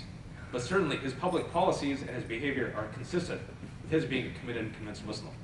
He has also said traditional Islam itself is not moderate or peaceful. And as of last year, the FBI was using Robert Spencer's book on Prophet Muhammad, I'm a Muslim, so I'll say peace be upon him, as a training manual for FBI recruits. And these FBI recruits were actually, their job was to interrogate and interview Middle Easterners. Why is the FBI relying on Robert Spencer? Or was, I should say. It's troubling. Why is Walid Shabbat being paid $5,000 by the Department of Homeland Security, the same person who allegedly said kill Muslims and their children? Why was he giving a speech to law enforcement in South Dakota a couple of months ago? Robert Spencer's partner in arms is Pamela Geller. Okay, Pamela Geller has said the following. I just want to give you this quote. I just want to show you how this is all connected. Devout Muslims should be prohibited from military service. Would Patton have recruited Nazis into his army? You guys are like this. Arabic is not just another language like French or Italian. It is the spearhead of an ideological project that is deeply opposed to the United States. Okay, so these guys are in league with Daniel Pipes, who is the head of the Middle East Forum, a very influential, well, I don't say influential think tank, but been around since 1990. He started Campus Watch about 10 years ago. Campus Watch pretty much, if any of you guys are Arab American or Muslim American and oppose his ideological worldview, Campus Watch probably has you on the website, kind of like a McCarthyite site. And he's in league with David Horowitz as well, who was inspired by Campus Watch and started a similar site, Discover the Networks, to go against liberals. Daniel Pipes, Robert Spencer, and Pamela Geller tried to stop the Khalil Gibran Academy in New York, which is a secular school that wanted to teach Arabic alongside English, and they deliberately misdefined it as a madrasa and started to stop the Madrasa Coalition. The attorney of this group was David Yerushalmi. David Yerushalmi, just a couple of months ago, used Daniel Pipes' think tank Middle East Forum to publish a document which apparently talks about how prisons in America are being radicalized. A lot of the information, which was bunk, was given by another person, which is Steve Emerson. And Steve Emerson, as you know, came into prominence in 1994 with his documentary Jihad in America, which won a Peabody Award, but has, under review, apparently been mischaracterizes and misdefines Arab Americans. Specifically, Steve Emerson has emerged as the preeminent expert on radical Islam in America and has been consulted for the past 15 years by law enforcement agencies and mass media. In 1995, when Timothy McVeigh was found guilty of doing the Oklahoma City bombing, before law enforcement had any leads, Steve Emerson was on TV saying, "This is reminiscent of Muslims." He was discredited, but that didn't stop the government from still using him. He has a multi-million-dollar industry. In 1997, the Associated Press relied upon his quote-unquote expertise to do an investigative series on radical Islam. And what they said was he gave them quote-unquote doctored information. The Associated Press editor said, we will be very, very, very, very, very hesitant of ever relying on Steve Emerson again. And yet, despite this history, this 15-year history of bunk information, in fact, he was the one that gave the information to Congressman Peter King that apparently 85% of Muslim leaders and mosques are radicalized. Peter King said, I didn't say it, look at Steve Emerson. And of course, every single counterterrorism expert, law enforcement expert said that as a bunk study. Very quick, that's how you get the Sharia as a threat to America, right? I'll finish in a minute, I promise. Okay, so we got the intellectual nexus. The money, the intellectual nexus, they give this talking points to the grassroots organizations. I'll just name one, Act for America, started by Bridget Gabriel and Guy Rogers, okay? In our investigation, the online coordinator for Act for America, which is the preeminent anti-Muslim grassroots organization, which has over 500 chapters, I think 150,000 members, started 3 years ago, very organized, very successful. They said, and they admitted to us, that we rely on Frank Gaffney as an expert on Sharia, and we take the materials they've given us and they literally hand deliver it to elected officials. Specifically, what they hand deliver to elected officials is David Yerushalmi's anti-Sharia template. David Yerushalmi has drafted the anti-Sharia model template that's literally almost copied word for word. They just changed the states' names. And now this anti-Sharia legislation in a period of a year is in 23 states. Thanks very much to Act for America, grassroots organization, very well organized, that hand delivers it to their elected officials, okay? It's started by Bridget Gabriel and Guy Rogers. Guy Rogers, just to let you know, there's a religious right component to this. Guy Rogers came out in the 90s as the person, like he kind of established these little local groups for the Christian Coalition in the 90s. That's what he did, that's his background. Pat Robertson, the Christian Coalition, the far-right evangelical community, merging right-wing ideological discourse with politics to get out the vote. He used that experience, and now he's replicating it for an anti-Muslim agenda. So he's the brains behind Act for America, Guy Rogers. But the face of it is Bridget Gabriel, Lebanese, Maronite Christian, who says, I know these people. I grew up with them during the Lebanese Civil War. I am your Arab and Muslim expert. And this is what she thinks. A practicing Muslim who prays 5 times a day, this practicing Muslim who believes in the teaching of the Quran cannot be a loyal citizen to the United States of America. Here's another one. Every practicing Muslim is a radical Muslim. And this gem of a quote, Arabs and Muslims have no soul. They are dead set on killing and destruction, and in the name of something they call Allah, which is very different from the God we believe. And Act for America, Bridget Gabriel's group, awarded Peter King. They gave him their first ever award. She is counsel to Peter King, and Peter King was the first host on their talk show network. So the grassroots organizations give this, literally hand deliver it to their elected officials. The media megaphone has all of these people parrot this information. Frank Gaffney, David Horowitz, Bridget Gabriel, Nooni Darwish, Daniel Pipes have all appeared on Fox News. They all have websites, they all have blogs, and they each blog for one another. And one of the co-authors of the Sharia Threat to America document in 2010 is Andrew McCarthy. He writes for the National Review, which used to be kind of a respected conservative outlet, which in recent years has veered right-wing, extreme right-wing, I should say. And then finally, these talking points literally are put in the mouths of politicians. Herman Cain's comments on Sharia, literally Frank Gaffney said them. Michelle Bachmann, her thoughts on this, she was the one who endorsed Sharia Threat to America in 2010.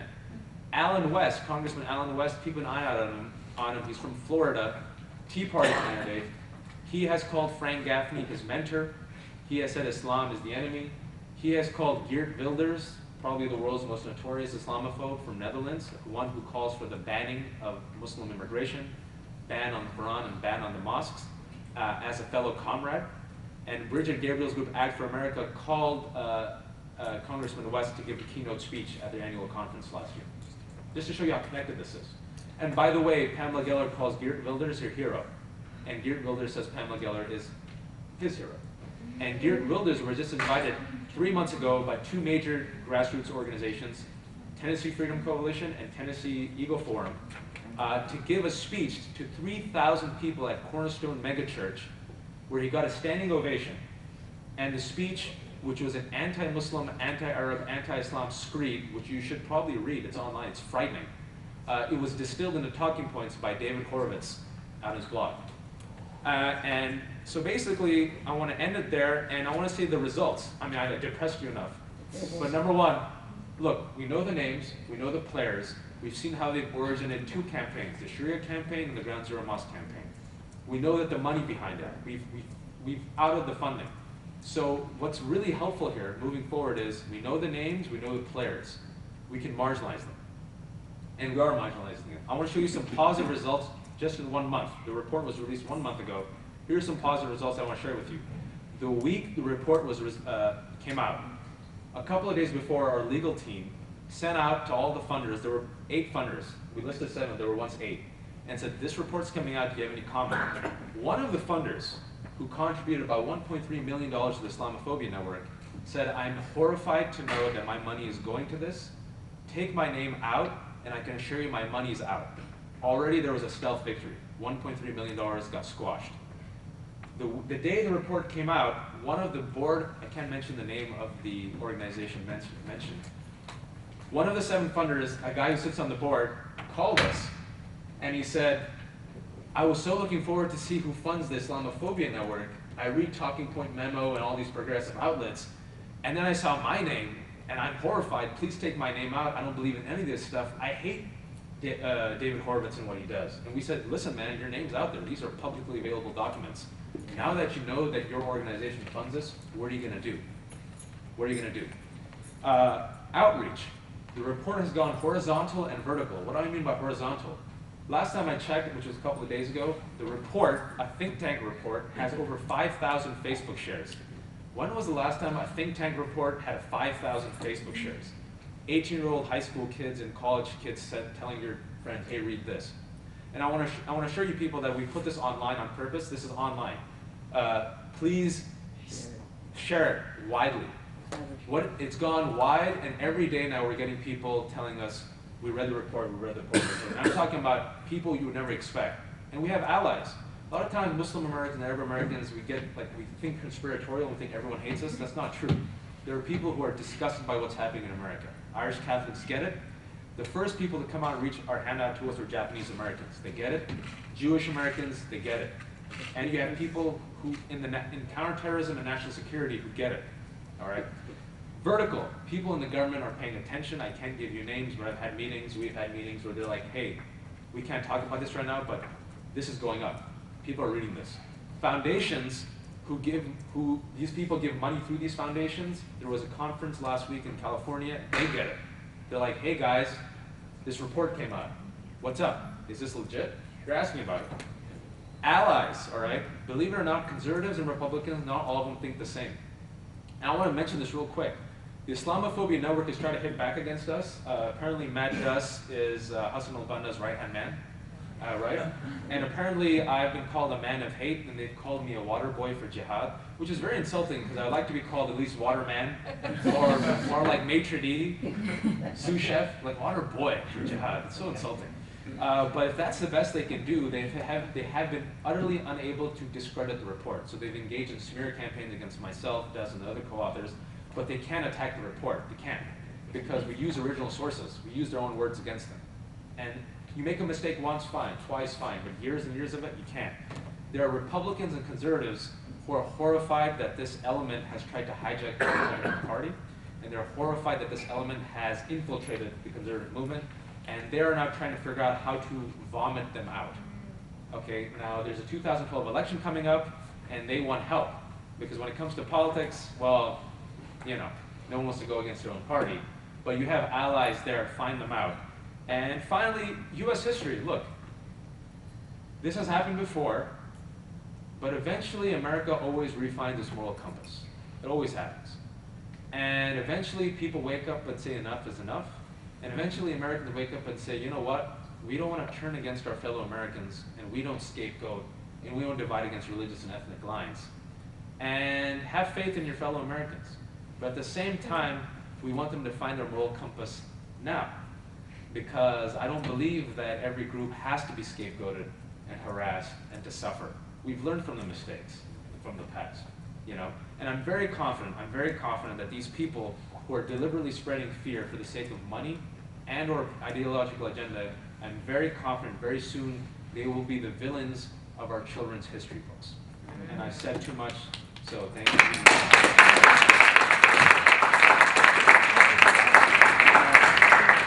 Thank you so much for that, and I want you to know, for the record, that I've moderated many panels, and I have no problems regulating anyone on time ever. Deliberate, all yours kind of moment, particularly because of the work that you've done here, and really appreciate the way you presented it to us, so thank you. In a strange way, I have to say that his presentation, though, makes me feel really good. And it is because of the point you closed with, which is that this is not out there the way we are experiencing it. This is out there in a way that's actually quite small, quite organized. You led with incestuous. I think that's exactly the right word. And when we understand it that way, it really is easier to combat and deal with. So for that, I thank you as well. I want to go over to Matt Duss, who is with the Center of American Progress, and who actually brings a different addition to this panel because you're also a Middle East expert. Matt does a great deal of work on foreign policy issues. As Rajat has laid it out, we understand that money is money. They're doing quite well on making money on this hate. But the second point you made is that there is an ideological agenda that they bring to this. In addition to adding what you'd like to add, if you could speak to why or what that particular ideological agenda is on this, we'd appreciate that too. Thanks, Matt, for joining us. Sure. Unsurprisingly, I agree with everything my co-author just said. But again, thank you for having me here, and thank you all for being here. And if I repeat myself a little bit from some of the things I said on the previous panel on anti-Sharia legislation, I apologize, but there's obvious crossover here. This being one of them, in terms of the ideological goals, you know, as some of these characters write in their work, and specifically in the Sharia Threat to America report from the Center for Security Policies, you know, an attempt to redefine Islam as, quote, not a religion, but rather as a doctrine of political religious warfare, so they can thereby, you know, kind of excuse it from the protections of the Constitution. And the question, okay, why do this? And as I explained in the previous pattern, I'll go into here again, I think they've kind of done us a favor in titling that Sharia report as they did. It's titled Team B2. And what was Team B? Team B in the late 70s was a group of very but we have to recognize that's part of what's driving this as well. And as for why it finds such fertile ground now, I think Wajahat got into some of the point, you know, we're in a recession, they're in trouble, they're economic, you know, they're feeling vulnerable, the country is changing, and historically, America's gone through periods like this. We've seen these sort of things crop up in the past, and as Wajahat said, we've come through it stronger, better, and more diverse. But I would just close so we can get to the conversation with the, you know, kind of personal anecdote. Last year, I did a lot of research on the, you know, the Part 51, quote-unquote, Ground Zero mosque controversy, and I went with a colleague up to the site of, you know, near Ground Zero on September 11th of last year. There was a big demonstration, a big rally by Pam Geller and Robert Spencer, and all these characters, Geert Wilders, showed up. And, you know, I wasn't surprised by what I saw there. You know, we've been researching these people for a long time. It doesn't really shock me. It's offensive, yes. It's regrettable, yes. But what I was surprised by was the depth, the people who showed up, a lot of people who showed up, who clearly weren't all that interested in the hate, they weren't all that interested in the Sharia stuff. They were just there because they are still deeply, deeply in pain after 9/11. And I think, I mean, they were there holding pictures of the loved ones that they lost, and they weren't there necessarily to blame Muslims. They were there because this was an environment where people were still angry about this. And I think it's important to understand that a lot of Americans still have not resolved the feelings that came up after 9/11. And that's true of everyone in this country. We've all dealt with it in our own way, and certainly different communities have had to deal with it in different ways and been attacked and kind of singled out in different ways. But I think it's really important to understand how that continues to play into this issue. So, I mean, I guess what I'm getting at is that there's a real need for people to, to combat bad information with better information, and that really has to happen at the local level. As the state representative, I'm sorry, I don't remember her name, last night said, I think that was very, very important. That, as a Muslim who's representing her district here in the state, just getting to know people and letting people know, Muslim Americans and Arab Americans, and there's really nothing for it but that. That's the only way that people's attitudes are going to change. So. Thank you so much, Matt. We'll keep that with you. Actually, I would just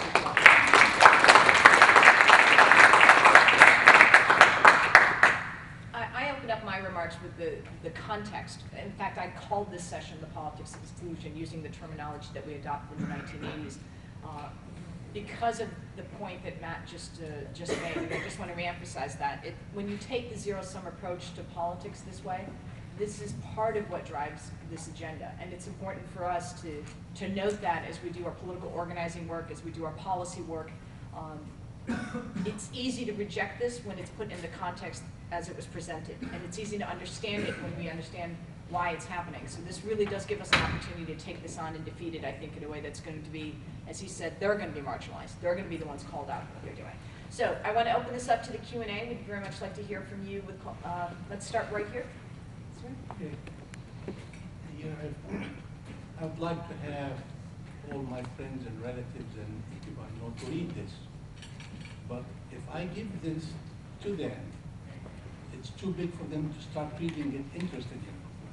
My question is, could we have it summarized in a page or two that I can plug it in my computer to just make them interested in reading the whole thing? I want to lure them in, excite them to read the whole thing. You guys heard the question?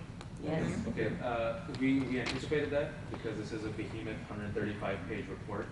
And what we've deliberately done is if you just Google this and go on the CAP website, we've broken this report down section by section, and specifically what we have is like kind of a nutshell, 1 or 2 pages that kind of lures people in and gives them a Cliff Notes overview. And we also have slides throughout this and throughout and online where literally you can like look at it snapshot 1 minute and say, whoa, whoa, whoa, what is this? It just kind of categorizes it visually.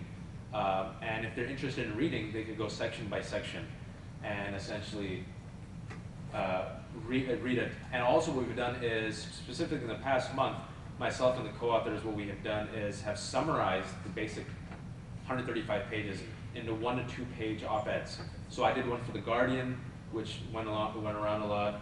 Faz Shakir did one on Think Progress, is about 1 page. And we have Al Jazeera English and what was the one? The Oberman piece on YouTube, if people want to just see 2-3 minute interviews. That's what we've done very deliberately, so people can, as you said, get hooked into it and read the rest of the report, or at the very least walk away with enough information where they get a sense of, wow, this is what's happening, these are the people, it's a small, tight network, we kind of have an understanding. And what I've seen a lot of people, as my friends have told me, they said we got hooked in by the 1-pager, the 2-pagers, the Al Jazeera, the Keith Olbermann, and we've taken a month to read it. And now, some of them takes 2 weeks, 3 weeks, a month. And we've made it viral on purpose. We've engaged new media. So we've made it as accessible as possible on the internets, to quote George Bush. And please do use the internets, use Twitter, use blogs, use mailing lists, and use Facebook. And that's primarily the major way this has spread in the past month. It's gone international. Do you have a copy of the abbreviated section? Here, it's the first page of the report. Fast Facts on the Islamophobia Network. That is basically the overview of the entire report on 1 page. And I can go to my Facebook. You can grab just that page from the website of the center and send that around. Thank you, Samir. So, And this one right here. so this is this working? This is a question for. This is a question for Matt Suss, and that is to go a little deeper into the underlying allegations that some of the more academic of the Islamophobes get into. In particular, the Sharia is totalitarian. You know, I think a lot of that derives from Muslim activism that's rooted in the immigrant experience, where a few of the immigrant Muslims that came to the United States and established some of the mosques had connections or were members of the Muslim Brotherhood or the Jamaat al-Islami in Pakistan, etc. To what extent are you finding that Muslim Americans share some of those perspectives in the current period?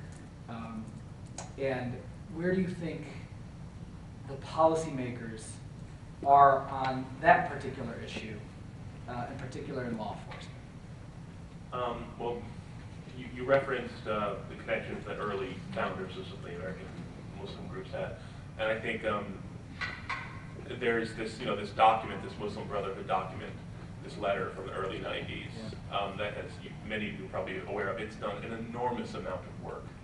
This one document, it's always referred to numerous times as evidence that all of these American Muslim groups are connected to the Muslim Brotherhood and part of the grand jihad to take over the world.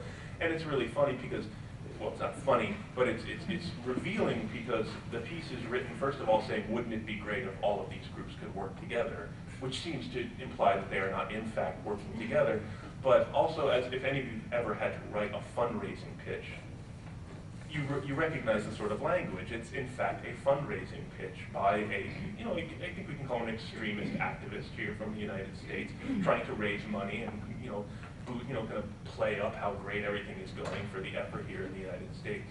So that aside, as for how much sympathy here in the United States among American Muslims, I think very, very little. The evidence, I think there was a Gallup poll just a few months ago, that showed a lot of confidence, among Muslim Americans more than other groups, a lot of confidence in American political organizations and procedures, a strong love of the country and its democracy. Another very important research project by a friend of mine, Karam Dana, who's at Harvard, who he and another scholar did the largest study of American Muslims that has ever been done, and it found that, lo and behold, increased religiosity, increased religious observance, greater mosque attendance tracks with greater belief and investment in American political life. And guess what? That's true of every minority group in this country. The more, their religious community is a pathway for their greater political involvement. Now, I think we can grant, to get into a little joke that sometimes I tell, I think we can grant that, sure, among the 1% to 2% of Americans who identify as Muslims, a small fraction of them could be categorized as extremists and probably have a goal of turning the United States into an Islamic state. Let's just grant that. But let's also look at the fact that Pat Robertson and American fundamentalists have been trying to do this, have been trying to create a Christian state for 30 years in a country where 75% of Americans identify as Christians. So my statement here is, good luck, radical Muslims. Thank you, Matt. Let's go to Marwan. Hi. First, we share, Waterboy, that's good. I'm a fifth, calling Daniel Pipes, I'm a fifth columnist, Islamist activist. So, which if anyone knows me, first, whatever. But I'll give you an example. Last year, the 9th anniversary of 9/11, we were really upset in Pennsylvania because of the mosque, the Quran burning and stuff like that. So the governor set up this beautiful event in a week where we actually got imams and rabbis and priests and pastors together in front of Independence Hall to talk about what America really stands for on the 9th anniversary of 9/11.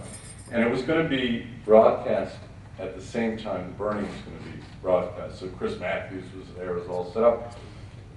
This year, so let's go now another year from there. For this year, we really expected this year to be even worse. So we spent a year organizing an event, and nothing happened. To me, there were two reasons, and I'm just curious if you share these reasons. One is Andrew Breivik. I think it kind of put a damper on the Islamophobes. But second, it wasn't an election year, with the exception of New York.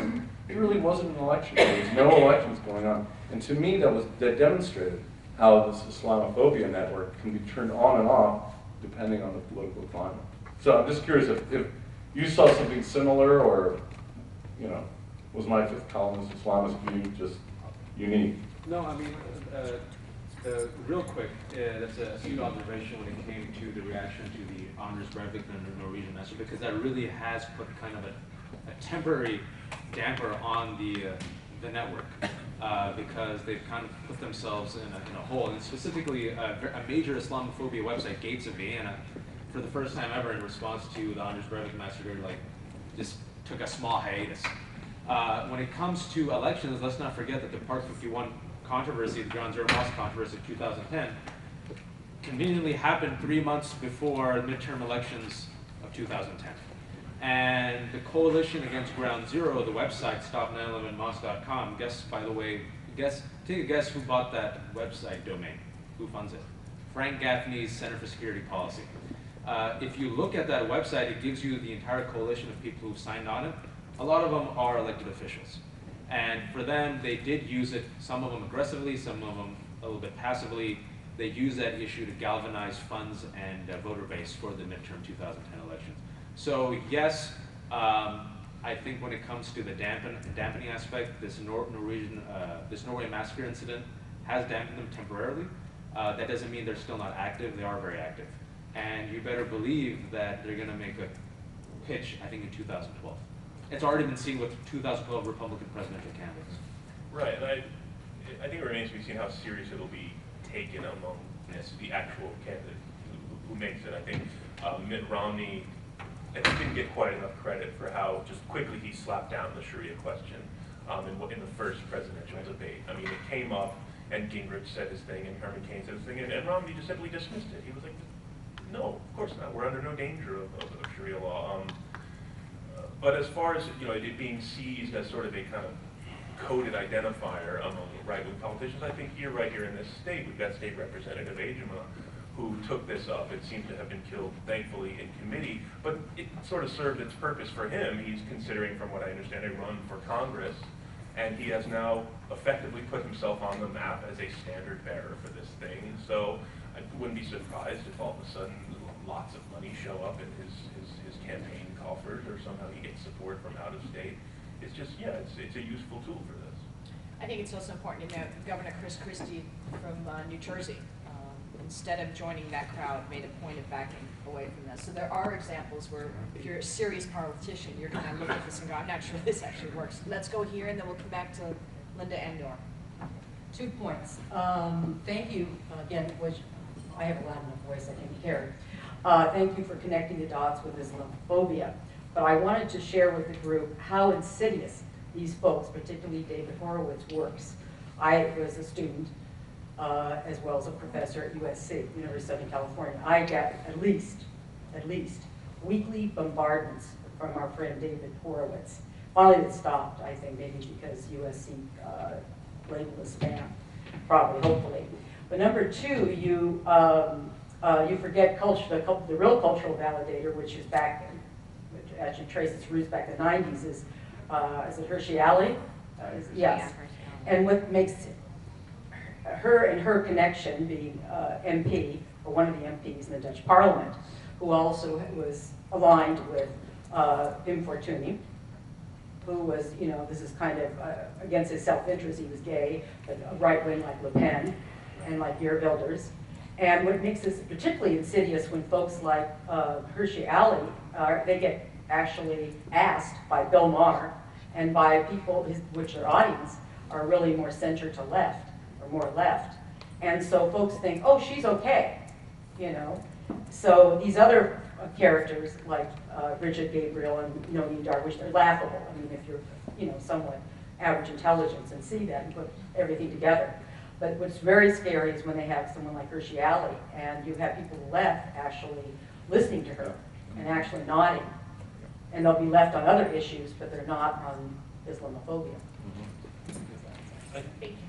Yeah, I think it's an interesting point you bring up, and I think Hershey Ali does her duty for the kind of right-wing Islamophobe, but you mentioned Bill Maher, and it's a problem, but it's a kind of separate problem. It's a sort of a liberal hostility to religion, which is what Bill Maher kind of deals in. Yeah, but he does cater to, he does. Right, I know, no, he deals in this space as well, but I think it is important, and I'm not dismissing it at all, I'm not diminishing it at all, I'm just saying that, that he's more representative of a kind of, a liberal kind of evangelical atheism that you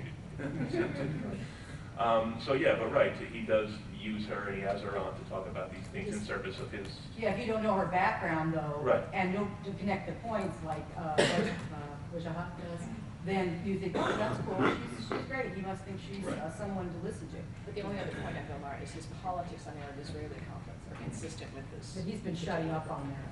Yeah, I'll be very quick. I mean, I know we have, the reason is the report is very focused on Islamophobia network in America, and the next hopeful research will be about the transatlantic connection.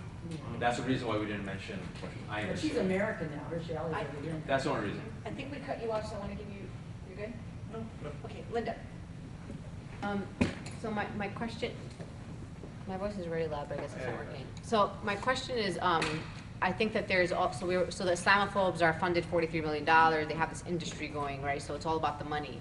So my question is, on our community, I think in the Muslim community, I think our issue is that we don't do public relations really well, and there aren't any organizations focused on PR.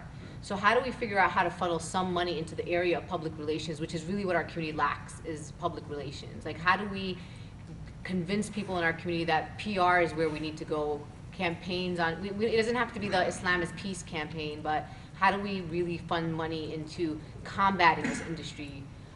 Similarly to writing a report and exposing them, that's one way of doing it, but how do we as a community start putting these people accountable and create some sort of campaign against these Islamophobes to marginalize them? Thank you, Linda, for asking the most difficult question.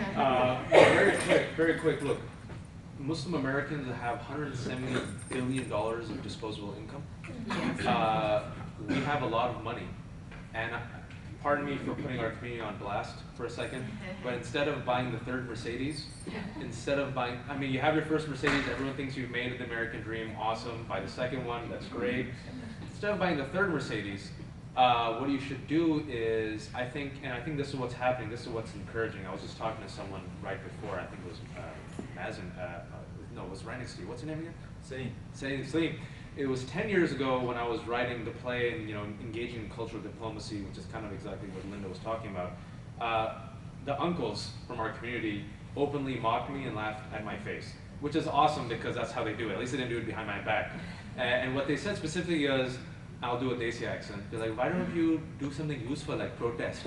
What is this, articles and plays, it's useless. This was 10 years ago. Now, fast forward 10 years, right? That same uncle that mocked me to my face comes up to me and he says, and it was actually quite sobering, and he said, I've lived in this country for nearly 40 years. I've worked my butt off. I came here with nothing. I've paid taxes. I've married. My kid's been born here. I've done everything right. And I turn on the television, and all they see me as is either a terrorist or a taxi cab driver. And after 40 years, that's all they see me as. And I wish I would have made my son, instead of becoming an engineer, I wish I would have made him into a journalist or a writer, because they don't know our story. Now, multiply this across every local community, multiply that nationally, and I'll tell you a statistic which is frightening, and also, it's quite inspiring. In 2002, I'm just talking about Muslim Americans, I'm pretty sure Arab Americans, are almost the same. They said 90% of Muslim Americans were engaged in the following three fields. Guess them. What's the first one? Medicine. Second one, engineering. And the third one was the great catch-all, business. All right? Import, export, factory, whatever, business. That left 10%, okay, this was 10 years ago, that left 10% for attorneys, politicians, law enforcement, journalists, media, you name it, 10%. And I could tell you, I came of age in 9/11. I was 20 years old when the two towers fell. I was a senior at UC Berkeley. And that was our coming of age moment. That generation then became attorneys.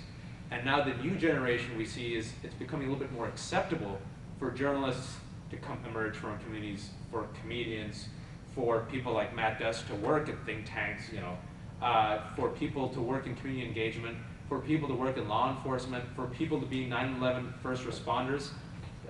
Salman Hamdani, I would like to acknowledge Hamdani here, the mother of 9/11 first responder who was one of the first casualties when the buildings fell. Salman Hamdani, who is a hero, an American hero, now I'd like to say Muslim American hero,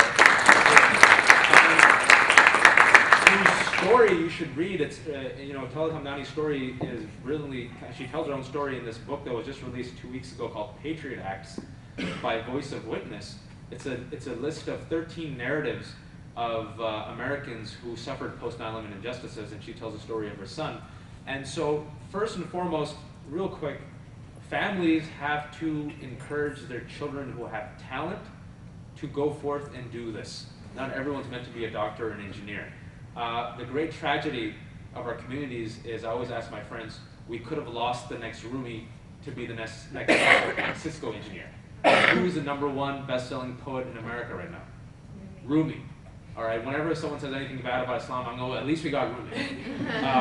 All right, when people, who's the best-known Muslim American probably in America right now? Probably Fareed Zakaria, because he's on TV. Whether that's a good thing or a bad thing, depending on your opinion, I don't know.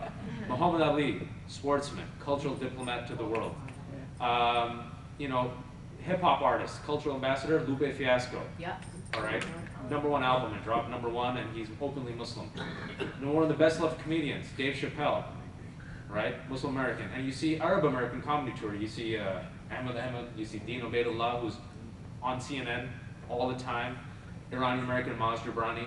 And so, we have that income, and you need to create institutions, but what I say is invest in individuals. Look no further than your family, first and foremost.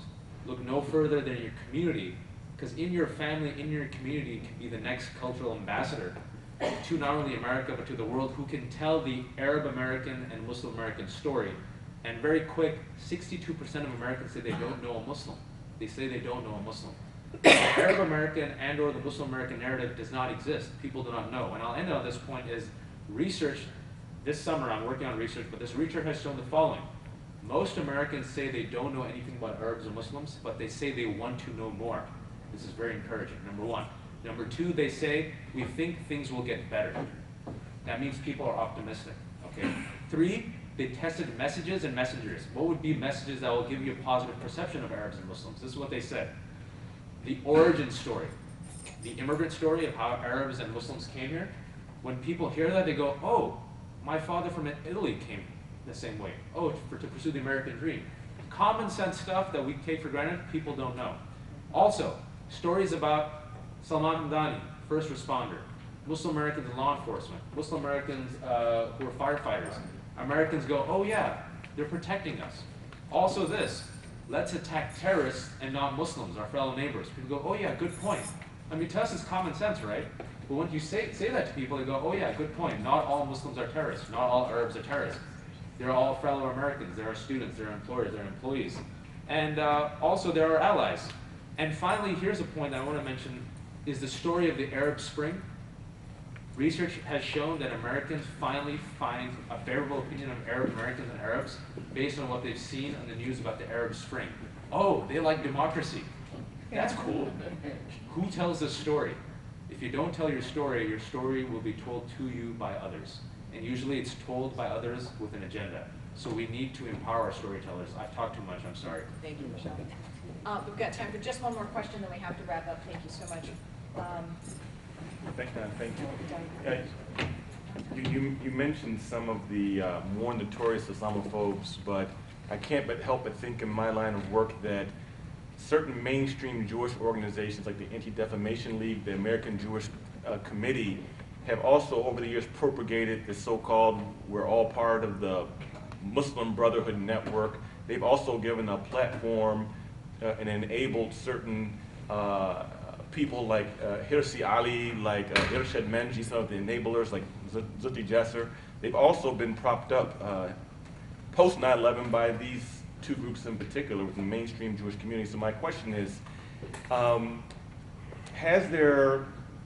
do you see any shifting from these organizations in terms of their propping up these enablers or softly projecting Islamophobia, because they have? Yeah, it's a good question and a really tough issue. I think the ADL, I think Jake Foxman understood he made a major misstep when he came out against the Part 51. He heard it from all over the country. And I think he's actually done a fairly good job of trying to, repair the damage. I think the ADL put out a very good backgrounder on David Yerushalmi. It's, for an organization like that, obviously, with their cachet within that community, but within the broader American community in terms of defamation and bigotry, I think that was very important. It's not perfect. I think there's obviously issues relating to the Israel issue. And the AJC as well, but it goes to what I was saying earlier, but I think there is unfortunately a sense of, especially the older members of the sort of Jewish pro-Israel community, especially on the conservative side, who continue to see this as a zero-sum contest, that Arab and Muslim empowerment in America will be to their detriment. Now, I think that is by no means a majority opinion, but unfortunately it seems to be an opinion that sort of dominates in sort of some of the bigger organizations. And there's only one way to change that, is through engagement at both the local and the national level. And in terms of how to change the dynamic, how to change the discourse, then it's about finding allies and creating relationships. And there's just no other way to deal with it. Can I say one quick thing? And we also, I'm sorry. No, you're good. We have to clean house within Muslim American communities, and I'm not Arab American, so I can't say that, and also Pakistani American communities. I will mention this, is that there is anti-Semitic rhetoric that gets casually thrown out, and sometimes it's not challenged. And it's up to our generation to say, you know what, check that. You can be against Israeli policies and you can be critical of ADL, but that does not mean, that does not give you open license to hate on all Jews. And there has been problems of that type of anti-Semitism in our communities, racism in our communities, right? Interfaith problems in our communities. So I want to mention, because Mazen talked about it, that we also have to clean house in our own houses. We have to clean our own beds. And this is a good opportunity, as Matt said, that there are people, what we have seen with this report is, once you extend your hand across the aisle, there are friends there willing to grab it. Thank you so much. Three things to close with. First, in addition to thanking you for taking the time to be here and travel with us, I am personally grateful on behalf of our community for the work that you guys are doing in Washington, because I want you guys to understand the Center for American Progress, as you may or may not know, is a huge and important foundation. And for them to have taken on this topic is a very meaningful step in terms of this battle, frankly. So thanks to both of you for being here on that. During the panel, there is a discussion among the Arabic community that says that after September 11, the image of Islam has been changed as they're being terrorist. And George Bush, he started with something is called War Against Terrorists, and which was direct towards Middle East people or Arabs in general. And after that, he invested all the money and taxpayers' money for the weapons and armies, and they send them to Afghanistan, to Iraq. And then I believe that the fellow Americans nowadays, they start to wake up and believe that these are all false accusations to go attack these countries and waste those tax money and bringing their children back as dead, or have severe injured. Do you think that this image of fear or Islamophobia is still exists among our fellows American?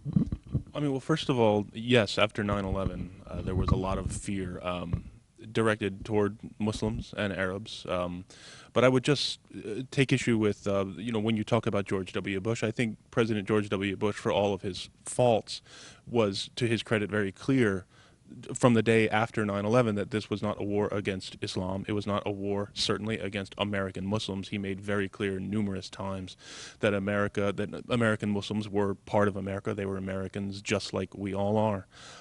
So I think we can argue with his policies. The decision to go in Afghanistan, I think, was defensible, given that Al-Qaeda had a base there. I think the decision to invade Iraq was much less defensible. But I think we can talk about whether these policies have made us safer. But I think we need to recognize that the language of hatred is not something that's coming from our government. It's something that's being drummed up on the margins by political actors and being injected into the political discourse. Regarding in the book was said in the book that any explosions or any terrorist attacks been happen is titled under Islam. Although in the past years before 9/11 or after 9/11, any attacks has been happen is been done by individuals or people who are non-Muslims. And we notice that the media probably does not focus too much about covering those events or those attacks that been done with non-Muslim people, and they focus about Muslims. Do you think that there should awareness been given to the American fellows that it's not only Muslims who, which we are not sure if they're Muslims or not, because Muslims never asked to go and kill people. It's about peace. So do you think that media should focus about also to target also and talk about the attacks that have been done by non-Muslim people also? The reality is that 62% of Americans say they don't know a Muslim, or say they don't know anything about Islam. And what we see is for Muslim American communities, there is, if you will, a lack of representation in the media, partly due to our fault, I must admit, a lack of engagement with the media. And so the narrative that has existed and has been popularized in the past 10 years, specifically after 9/11, it equates Islam and Muslims under the narrative framework of fundamentalism or extremism or national security. And the only way to move forward beyond that very limiting, suffocating frame is for Muslim Americans to tell our stories. Because if we don't, our stories are told to us by others. Now, you made a good point that not all terrorist acts or extremist acts in the last 10 years have been committed by Muslim Americans. In fact, a report that came out last year by Duke University and the Triangle Center of Terrorism said that Muslim Americans have helped thwart 40% of terror plots by helping law enforcement, and that most radicalized plots in America are now committed by non-Muslims. That being said, there is a problem of certain Muslim Americans, such as Faisal Shahzad, the failed New York Times bomber, or Major Nidal Hassan, who killed 13 individuals in Fort Hood. There is a small problem. It is not representative of the overwhelming majority of Muslims in America, nor is it representative of Islam as an ideology or as a faith. And the media, yes, has faltered in its representation of Muslim Islam, but it is getting better. There are more Muslim American columnists, there are more Muslim American voices being present, and it's a work in progress.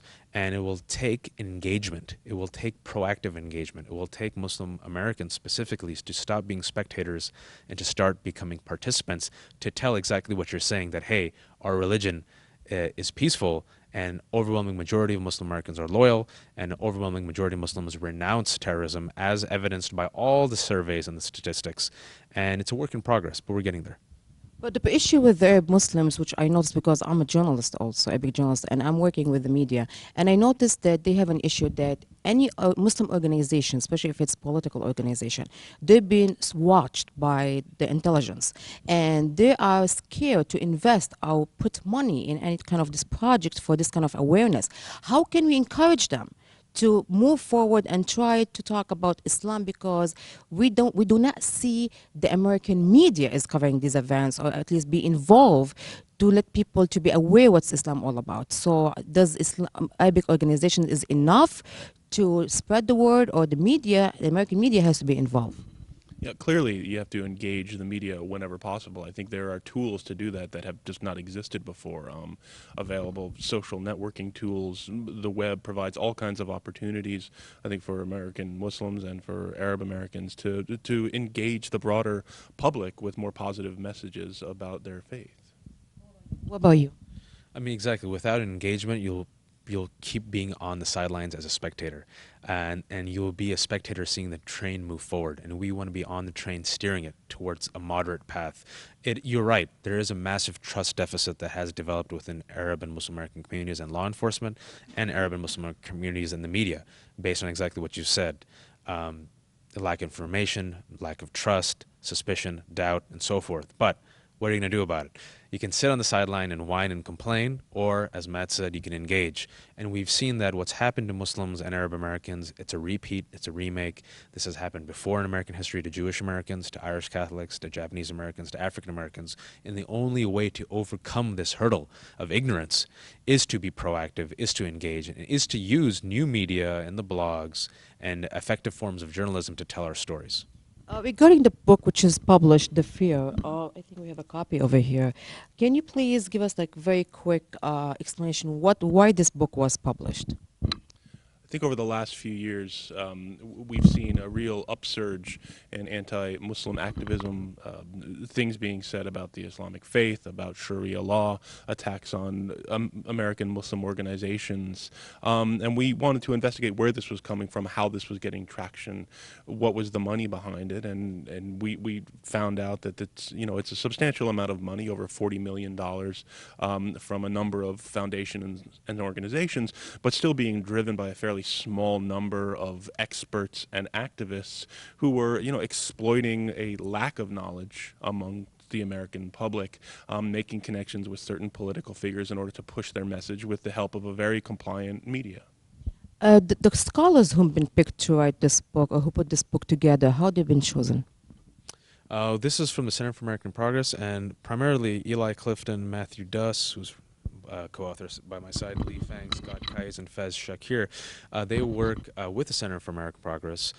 Specifically, some of them work for Think Progress, which is the online website, the blog of Center for American Progress. I, Wajahat, am not your usual policy analyst. I'm known as a playwright and also as an attorney, but I had an existing relationship with the Center for American Progress, and specifically a lot of my journalistic work was in this field of Islamophobia, and I was brought in to help lead the research. And I think all of us here, the co-authors, have a certain passion for this project and realize that this type of Islamophobia that is rampant in America right now is divisive and poisonous, absolutely not reflective of American values, threatens national security.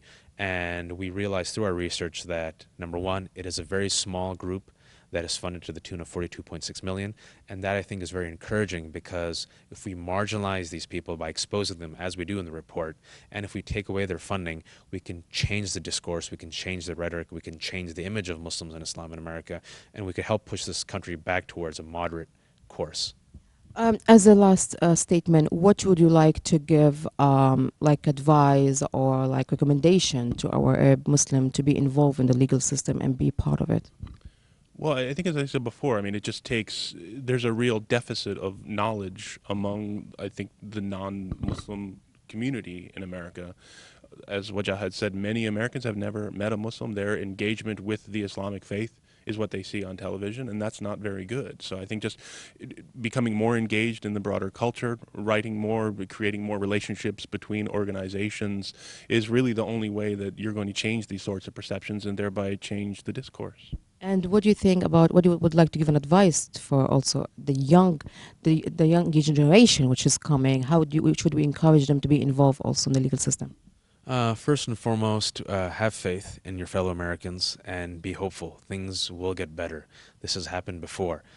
This is not a vast conspiracy against Arabs and Muslim Americans. It's a few people, it's a few individuals, and you might think that there are people against you, but there's 3 times as many people who are your friends and your allies and are willing to protect you and stand beside you. Secondly, you do not have to be just an engineer or a doctor. There are other professions, and those professions are calling you. And by the way, if you want to be an engineer or a doctor or a businessman, you can also be a poet and a businessman. You can be an attorney and a community activist, and you can be an artist and a doctor. And in America, this is a country where it's possible. Thank you very much for being our guest, and hopefully see you in the future conferences. Thank you. Thank you. من اليوم الأخير من المؤتمر ضيوف حضروا من كافة أرجاء أمريكا للمشاركة بالمؤتمر. بيسعدنا نلتقي اليوم مع ضيفتين حلوات جايين من حضرتك. شو اسمك؟ رانيا قيصر. من وين جاي حضرتك؟ من دالاس تكساس. وحضرتك؟ آلاء البساتني. من وين جاي؟ شيكاغو إلينوي. ست رانيا، حضرتك من أي منظمة تابعة؟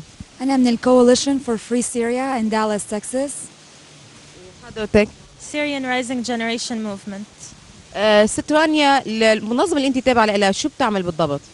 نحن عم نحاول إنه نأيد الثورة السورية بأي طريقة ممكنة، سواء بنحاول نساعدهم بالميديا سبورت، بنحاول نساعدهم بلوجيستيكال سبورت، اي شيء نحن بنحزن نساعدهم نقدم لهم اياه لحتى ينتصروا ان شاء الله ويوصلوا للحريه. قد ايه صار لها المنظمه؟ حوالي 6 اشهر. مين اللي مؤسسها؟ مؤسسها الدكتور احمد قياس. وين مقرها الاساسي؟ بدالاس تكساس. طيب هالمنظمه شو اهدافها؟ أهدافنا كثيرة، بس مثل ما قلت لك أولها وأهمها هو support the Syrian revolution. أهلنا بسوريا عندهم الشجاعة إنه يطلعوا بمظاهرات bare chested، عارفانين حالهم إنه ممكن ينقتلوا بأي لحظة. فمن واجبنا نحن كسوريين أمريكان عايشين هون إنه نقدم لهم أي شيء هن بيطلبوه، فنحن basically بنخدم لإلهم على تواصل دائما معهم، بنشوف شو الطلبات اللي هن عندهم اياها، ونحن بنحاول على قدر ما ممكن اننا نساعدهم. طيب الطلبات اللي بيقدموها لوين بتوصلوها؟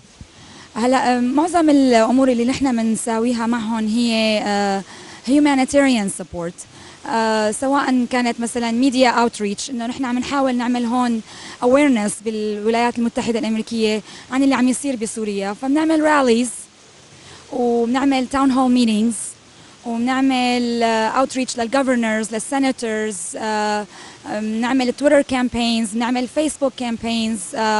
اخر كامبين هلا ان شاء الله بده يصير بدالاس، كامبين كتير حلو اسمه Bridging the Gap كامبين، اللي هو بيطلب من الشعب الامريكي العادي يتواصل مع الشعب السوري العادي purely non-political، يبعثوا لهم رسائل encouragement، يقولوا لهم انه مثلا ان شاء الله العمر إلكم وبنترحم على امواتكم، we don't know what it's like to be in your shoes, but let me tell you what it's like to be free. Let me tell you what it's like to have dignity and what it's like to be in a civilized world, and you too can be like us if you just go on with your revolution, if you just keep on going, if you don't give up. So basically نحن عم نحاول انه نشجعهم، ندعمهم، نوصل لهم الامور اللي هن بحاجه لإلها، والله يوقف معهم. على قد ما بنحسن نحن هون الجاليه السوريه الامريكيه بدالاس، على قد ما بنحسن انه نساعدهم عم نساعدهم ان شاء الله. خلال وجودك بالناشونال ليدرشيب كونفرنس بميشيغان حاليا، شو الرساله اللي حاولتي توصليها لاهل ميشيغان؟ الرسالة اللي حاولت أوصلها واللي حاولت أطلبها، وإن شاء الله بإذن الله رح نبلش نتواصل معهم بشكل أقوى، هو إنه نحن بالنسبة لنا النظام السوري سقط. فنحن هلا كشعب متحضر ومثقف، نحن لازم نبلش نفكر هلا واتس نيكست. بدنا نعمل brainstorming events بحيث انه الشعب السوري الامريكي او الشعب العربي الامريكي، بما انه نحن الكل واحد ونحن الكل الشعوب العربيه كلياتها عم تمر بهالمرحله هي من الفئه الانسانيه، انه نحاول نعمل brainstorming events انه شو برايكم لازم يصير نيكست بعد ما يسقط النظام السوري، وهو سقط باذن الله. شو اللي لازم نعمله هلا؟ شو السيستم اللي لازم تكون موجوده؟ شو نوع الانتخابات اللي لازم تكون موجوده؟ شو نوع الدستور اللي لازم ينحط؟ وطبعا نحن بنحاول انه نساعد اهلنا بسوريا بتهيئتهم لانه يعملوا تخطيط، لانه في مثل باللغه الامريكيه بيقول if you plan to fail or I'm sorry if you fail to plan then you have planned to fail. يعني اذا ما خططت معناتها انت خططت لانك تفشل. فنحن بدنا نحاول نعطيهم مجرد افكار للثوره السوريه، انه يبلشوا يخططوا للمستقبل، يبلشوا يحضروا شو اللي بدهم اياه. هن اللي بيأمروا، هن اللي بيعطوا الطلبات تبعاتهم، ونحن اللي بنساعدهم بتنظيمها، بتأسيسها، بانه نخليها تصير حقيقه. طيب المشاركه بس للشعب السوري اللي عايش مثلا بامريكا ولا الجاليات اخرى حتى يفوتوا يعطوا فيدباك؟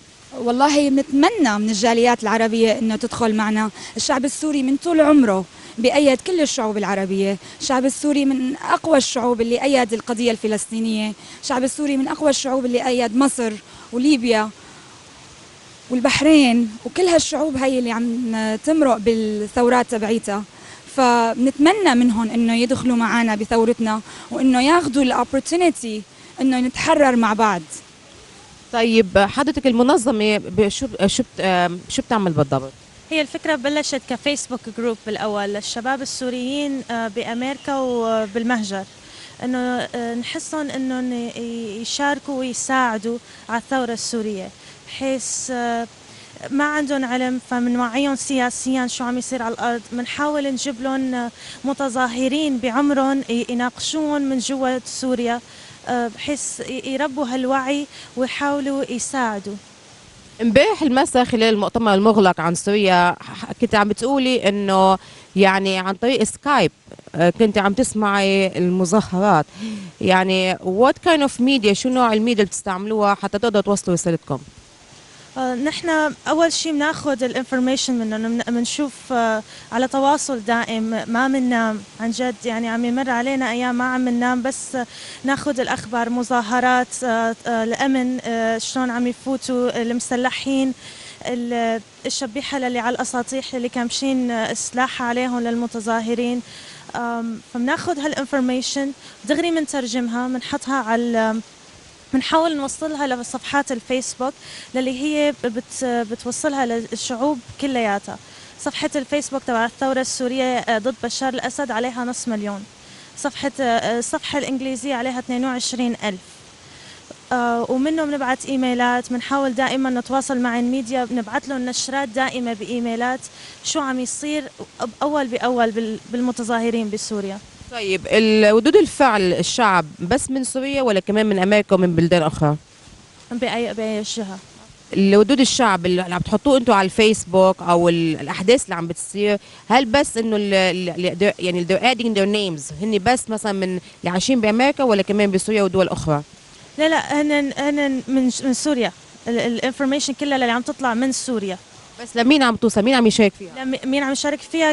كلياتنا نحن عم يوصلوها للي برات سوريا، وبنحاول بكل طاقتنا نوصلها للميديا وللعالم للي ما لا عرفانه شو عم يصير بسوريا او للي ما اتضحت له الفكره بشكل عام عن الثوره السوريه. طيب مؤتمر اللي حاليا نحن بميشيغان هلا شو ساعدتكم هالمؤتمر؟ المؤتمر خلانا نوصل للعرب شو عم يصير بسوريا، خلانا نشوف وجهة نظرهم، شو الشغلات. يعني مثلا التقينا بعالم ما لا فهمانة فكرة الثورة كلياتها من كل أطرافها، حاولنا نوضح لهم، استفدنا منهم انه هن شو وجهة نظرهم عن الثورة. تواصلنا، يعني اخذنا الانفورميشن منهم بحيث نضل على تواصل شلون بحيث نفيد الثوار اللي جوا سوريا. كيف كان رد فعل المشاركين والضيوف المؤتمر خلال طرحكم لمشكلة سوريا؟ والله كان التفاعل جدا إنساني وإيجابي. وبعد ما خلص الاجتماع المغلق اجوا لعندي شخصين قالوا لي انه هذا الشيء الصح، انه انتم هلا لازم تفكروا بالخطوه اللي جايه، واتس نيكست. نحن وتواصلنا معهم وان شاء الله بده يصير في تواصل اكثر كمان بحيث انه يدخلوا معنا ياخذوا الفرصه انه يكون في لهم ايد بحريه سوريا. وانا بظن انه هذا الشيء بيشرف اي انسان مش بس العرب. بالنسبه للسؤال اللي حضرتك كنتي عم تساليه لآلاء، نحن عم نتواصل مع جميع انحاء العالم. في عنا ناس بجروبس عنا بالفيسبوك، في عنا ناس من استراليا، في عنا ناس من المانيا، في عنا ناس من فرنسا، من جميع انحاء العالم. الشعوب كلياتها ايد وحده واقفه مع الشعب السوري وعم تأيد الثوره تبعه. نحن بنتمنى لكم دائما التوفيق وان شاء الله بتوصل صوتكم لجميع انحاء العالم. وكلمه اخيره بتحب توصليها؟ الله، سوريا حريه وبس. حضرتك؟ الشعب يريد اسقاط النظام. اهلا وسهلا فيكم. ايضا من ضمن الضيوف مدام وفاء عابدين، اجت من هيوستن للمشاركه بالمؤتمر. مساء الخير مدام وفاء. اهلا فيكي. ممكن تخبرينا شوي عن حضرتك؟ اسمي وفاء عابدين، انا الشير اوف ذا بورد والبريزيدنت تبع الارب امريكان كوميونتي اند center in Houston. It's called ACC. And I have been involved with the center for the last 10 years, but this year I've taken the responsibility of being the president. What kind of work does the organization do? We provide cultural outreach, social services. We have an Arabic school. We also teach Arabic for adults. We also act like a liaison between the Arab community and the Houston community at large. And part of our mission is to make the voices and faces of the Arabs known to the community at large and dispel any misunderstandings or stereotypes. Is this organization related to the Arab Institute of America? No, it's not. Actually, our organization is part of the National Network for Arab Organizations called NAC, which started as 6 organizations and now has, grown into 22 from 10, 10 cities and around the country. So we come here, and I'm actually this year I also joined their board of advisory board of directors. So I came to attend the meeting first and then the conference. What's the overall thinking about your participation about the conference this weekend? Well, the conference was very interesting because it was really work between 2 organizations, which is NAC that I talked about, as well as the Arab American Institute. And so, the main kind of what they were trying to work on is to grow leadership at the grassroots level. So, we had a lot of very interesting talks about Islamophobia, about things that affect the community at large, as well as some, discussions about what's going on in Syria and the Arab worlds and how we need to move, what we need to do as a community. But also there was an important part that covered how to manage your board of directors, how to fundraise, which are issues that we face every day as we grow our own organizations. From this conference, what's the most important conference you think it did help a lot your organization? I mean, for me, I think the most important thing is to be around other Arab, activists who are working at the grassroots, doing the same kind of work, and learn about their issues. And you feel that you're not alone. And, I kind of felt that we are making great progress in terms of what we're doing. It's very hard for me to pinpoint just one thing. I think as a whole, it was very interesting. I had really very interesting conversations, and I learned a lot of things about how to do, a better job of the work that we do. Do you have any recommendation you would like to deliver to the Arab Institute? I mean, as an individual, I feel that this is a very important moment in our history when we have what they call the Arab Spring. To me, it's really the Arabs have awakened from their slumber, and it was the young generation who has started all of this. I think this is an important moment where we need to work and mobilize and build on it and start creating more room for our young generation to take leadership role also here. The center which you belong to, do you have any branches beside Houston? No, it's actually just in Houston. We serve the community there. Which part, what exactly, which community? Only the Arab community? I mean, as I said, our mission is first to provide services to the Arab community, but also we do serve other communities by, teaching them a lot about our culture. And in terms of students, we have been offering, Arabic for other non-Arabs too. What's the number of population Arab in Houston, the approximate? I mean, I would say maybe around 150,000, but I'm not really sure. The numbers keep changing. I don't think I have a very accurate number for it. We really appreciate you being as a guest in this conference. And would you like to give any statement out or a recommendation, anything? No, I mean, thank you for being here. And actually what I would like to tell our media also, that we need to be highlighting our issues and be really part of the conversation. We will surely do. Thank you very much. Thank you. Thank One of the main staff at the conference, Linda Soso. How are you, Linda? I'm fine, thank you. Could you give us a small brief about whom you are and whom you're presenting? So my name is Linda Sarsour. I am the director at the Arab American Association of New York, but I'm also the Advocacy and Civic Engagement Coordinator for Access and the National Network, but I'm based in New York. So what exactly do you do at the conference? So at the conference, I had organized a couple of workshops specifically focusing on some advocacy issues that the Arab American community care about, like, for example, civil rights, immigration, national security issues. And I also organized a portion of the conference on social media and encouraging our community members to start using social media as a way to bring out the opinions and information to the rest of community members. What was the most important topic you believe that the guests would they were enjoying listening to it and they were like interacting? I think there were two things that I felt were the most interesting for people. I felt like the workshop on immigration and civil rights was something really interesting, and people understanding how broken our immigration system is and how law enforcement works. I thought that was one of the most interesting parts of the conference. I also thought the community dialogue on Syria was a very interested and well-attended portion of the program. It's a discussion that we need to continue to have across the community here in the Arab American community. It was tense, but I felt very productive as a part of the conference. We noticed that during the conference, there were the guest speakers were trying to advise Arab Americans to be involved in the legal system and be part of it and go for elections. Do you think that we have enough Arabic people who are presenting our community? I also believe that our community must be part of the democratic process of this country. It's the only way to make sure that your voice is heard. And the reason why our voices have not been heard is because we are not as involved as we should be. Now, are there people representing our issues? Are there the right people to vote for? Maybe right now we don't have the people to vote for. We feel like nobody represents our issues. So what we need to do is we need to work hard for the next maybe 10 years, organize our community, register more voters, and then start putting Arab Americans into political office. But right now, we're not strong enough to do that in some areas around the country. Do you think that the fellow Americans in this century, since the past 10 years, do you think they still have that fear towards Islam, or it dropped down?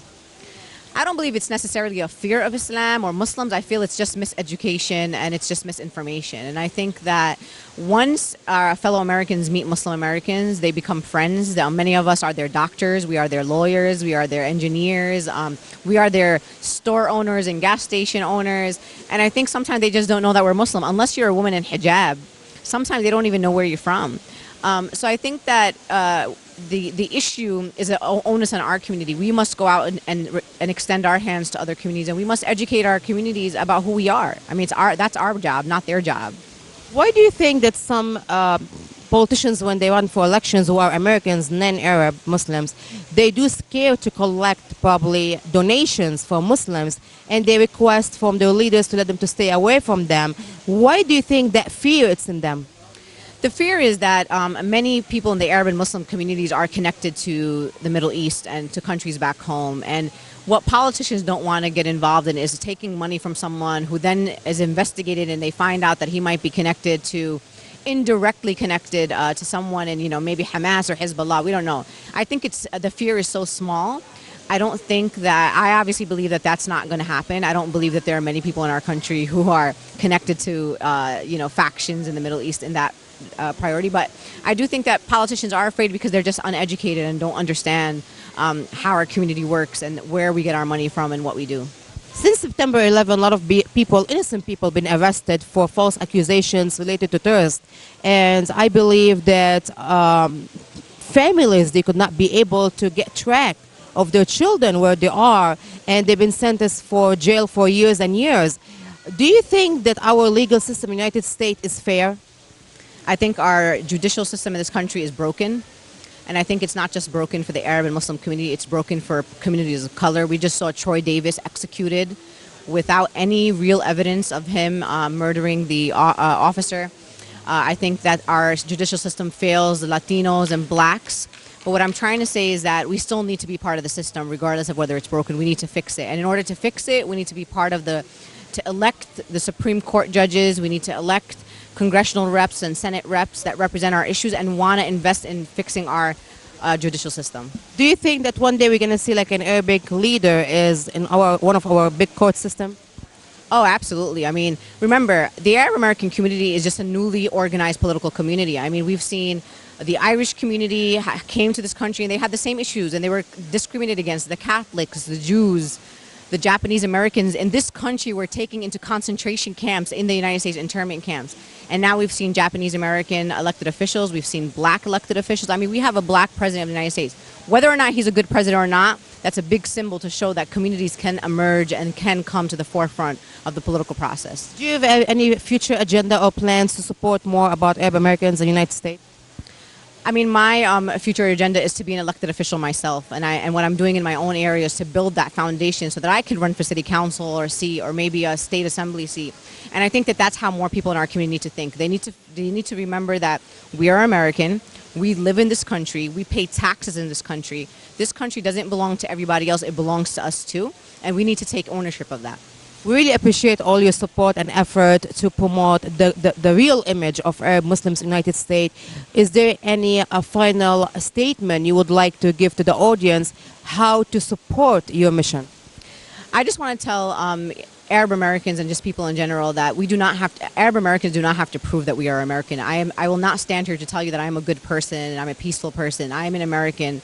And I think the only way to prove my patriotism, to be a patriotic American, is to stand up and say that our government is wrong when it's wrong. And that's true patriotism. So I want our community to stop apologizing for being Arab and Muslim and to start taking ownership that this is who we are, and we will not change who we are. We really appreciate you for being here all the way from New York and wish you good luck in everything you do. Thank you so much, Afaf. We would like to welcome today Maya Burry, the Executive Director of the Arab American Institute. Good afternoon, Maya. Good afternoon. Pleasure to be with you. I'm so glad that the Arab American Institute had such a great conference for National Leadership Conference in Michigan. Would you please let the audience know all about who is the Arab American Institute? We've been doing political empowerment work for the Arab American community since our founding 25 years ago. And the focus of our work is really quite simple. Arab Americans have been engaged in civic life of the United States for a very long time, and we do wonderful things and contribute to our local communities, and we specifically are looking at how we increase our political engagement. So we do conferences, we do leadership summits, and every 4 years tied to the presidential election cycle, we host our National Leadership Conference. We used to do it in Washington, and a few cycles ago, we started hosting it here in Dearborn because of the size of the constituency in Michigan, and we wanted to feature our local community. So this is the second time that we've done that here, and it's wonderful to do because we get to partner with our local friends at Access, and it's a wonderful way to do it. How old is the organization? We started in 1985. And how many members? It's not necessarily a membership-based organization. It's a leadership network. Our national leadership network is comprised of 400-some individuals. There are thousands who receive our information. You can join as a member, but it's structured just slightly differently. So the main place of the Institute is in Washington, D.C.? Yes, we're headquartered in Washington, and that's a conscious decision to be where the policy work happens. But as I said, like in partnerships with NAC here in Michigan, which has 22 different grassroots organizations in different states, those are our partners as well. They become our local partners. We have our National Policy Council, which has Arab Americans represented from many different states throughout the country, specifically looking at the 10 key states where we have the concentration of our community. During this conference in Michigan, we noticed that there were a variety of topics being discussed. One is about Islam, one is about Syria. So there were a couple of topics. How did the Institute pick those topics and the guest speakers? The overarching theme for the entire conference was Yalla Change. We launched a program back in the early 90s called Yalla Vote, and it was about encouraging Arab Americans to simply turn out the vote, register, vote, be participant in the elections. Given what's happened in the Arab Spring, there really was a resurgence of excitement about what is possible. There's no way that you can't watch what happened in Tunisia and Egypt and what continues to unfold and not sort of be excited about the potential, the human capacity. And that applied to everybody in America, not just Arab Americans, but particularly for us. So what we did is we took our Yalla voter engagement program and said, we need to connect it to what people, and us personally, myself, my staff, everyone was getting so excited about what's happening in the region. How do we connect that to what we need to do, which is the change that needs to come here at home?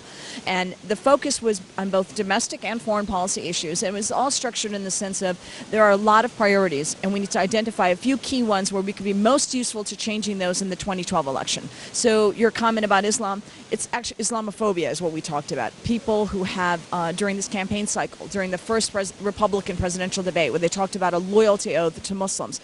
That's not something that we believe is helpful at all. In fact, it's really quite dangerous that this is part of the political conversation. So we need to challenge that. In terms of foreign policy priorities, we talked about Syria, we talked about the Arab Spring, we've talked about Palestine and Iraq, because those are the areas of importance both to our constituency, but also to us as Americans. It's a national security priority to sort of address that part of the world in a way that works for us as well. And that's the context that we've given all of this. And as we move forward now, we're 14 months away from the election.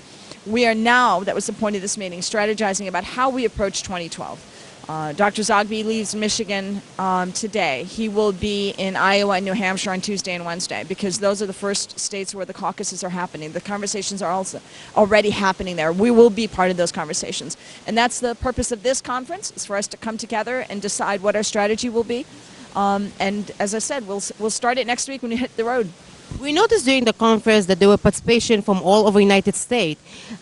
Does this participation is only from people who present the organization, or it's open to any individual who is interested? No, it's open to individuals. We have coalition partners. We have partners that we work with, and that's partly how we chose some of the speakers that were here in terms of participating. Their ability to be with us was important, but it's also the fact that we do work with them fairly regularly in Washington and across the community.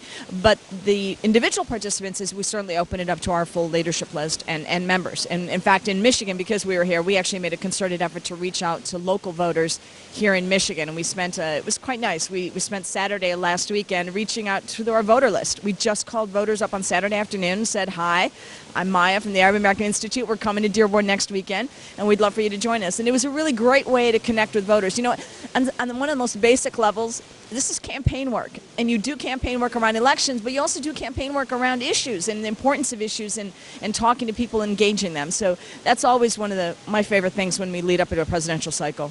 Did any of the organizations, local organizations in Michigan, did participate or try to help or cooperate with the mission of the Arab Institute in Michigan? Well, absolutely. We actually can't do this work without their help. We've always relied on our local partners here, and we've had, I think, individuals attend from pretty much every Michigan organization, that Michigan-based organization. And if they weren't here in attendance, it was quite nice. One of the nice things about social media is even if you can't be here, people talked about it on their blogs, people were tweeting it, and it's certainly a very cooperative effort in that way. Did the Arab American Institute did it host any kind of conference outside the United States or just in the United States? No, all ours are here domestically because, again, it's focused on electoral politics and engagement on policy issues. We've done delegations to the region. We have taken folks over to the region, but those are foreign policy focused, and this is about what Arab Americans can do for the upcoming election. Is there any new new room for any changes in the goals or the goals of the Arab American Institute in the future? Is any new programs going to be added? Well, our mission will never change, and that is it's the political empowerment of our community. But the way we achieve our mission must always, I think, be refined and discussed. So when you say, are there new opportunities? Absolutely. And I think one of the most exciting things after this weekend for me is that there were particular areas of work identified that we could be doing differently. In fact, we should be doing differently. So what we have to do is we have to go back as a staff, we have to develop all of those ideas, come back to the folks that were here and figure out how do we get that information to individuals who weren't in Dearborn, because the majority of the community is obviously not at this conference, so we have to take that back to them, and that's a really wonderful part of this organizing component. Each workshop there was a spreadsheet paper, a survey was distributed among the guests to answer the questions. What's the reason behind it? Well, when you give us your time, we hope that we provide for you a productive afternoon or day or 3 days of your life. So those are evaluations to get a sense of, did you get from the panel what you were hoping to get? Was the conversation about the topic you wanted, and what could we do differently in the future? We just think it's a basic and important way to sort of refine our work and improve it. Is there any future conferences going to be taking place this year? We will, yes, I would anticipate we would do another summit in the fall, probably in Washington though, not likely to be in the state. And we'll have a better sense of what that's going to be about based on what develops both in the region and what it develops with the election cycle here. But yeah, we typically do another leadership summit each fall. We really appreciate for hosting and having such a great conference in Michigan and bringing all these leaders and individuals from all across the United States to be part of this conference, and also interacting and networking and socializing and getting to know new people. Is there any last statement you would like to give to the audience? Well, honestly, I'm delighted you were here to cover it, because, as I said, one of the things that our job is not done today. It just starts today.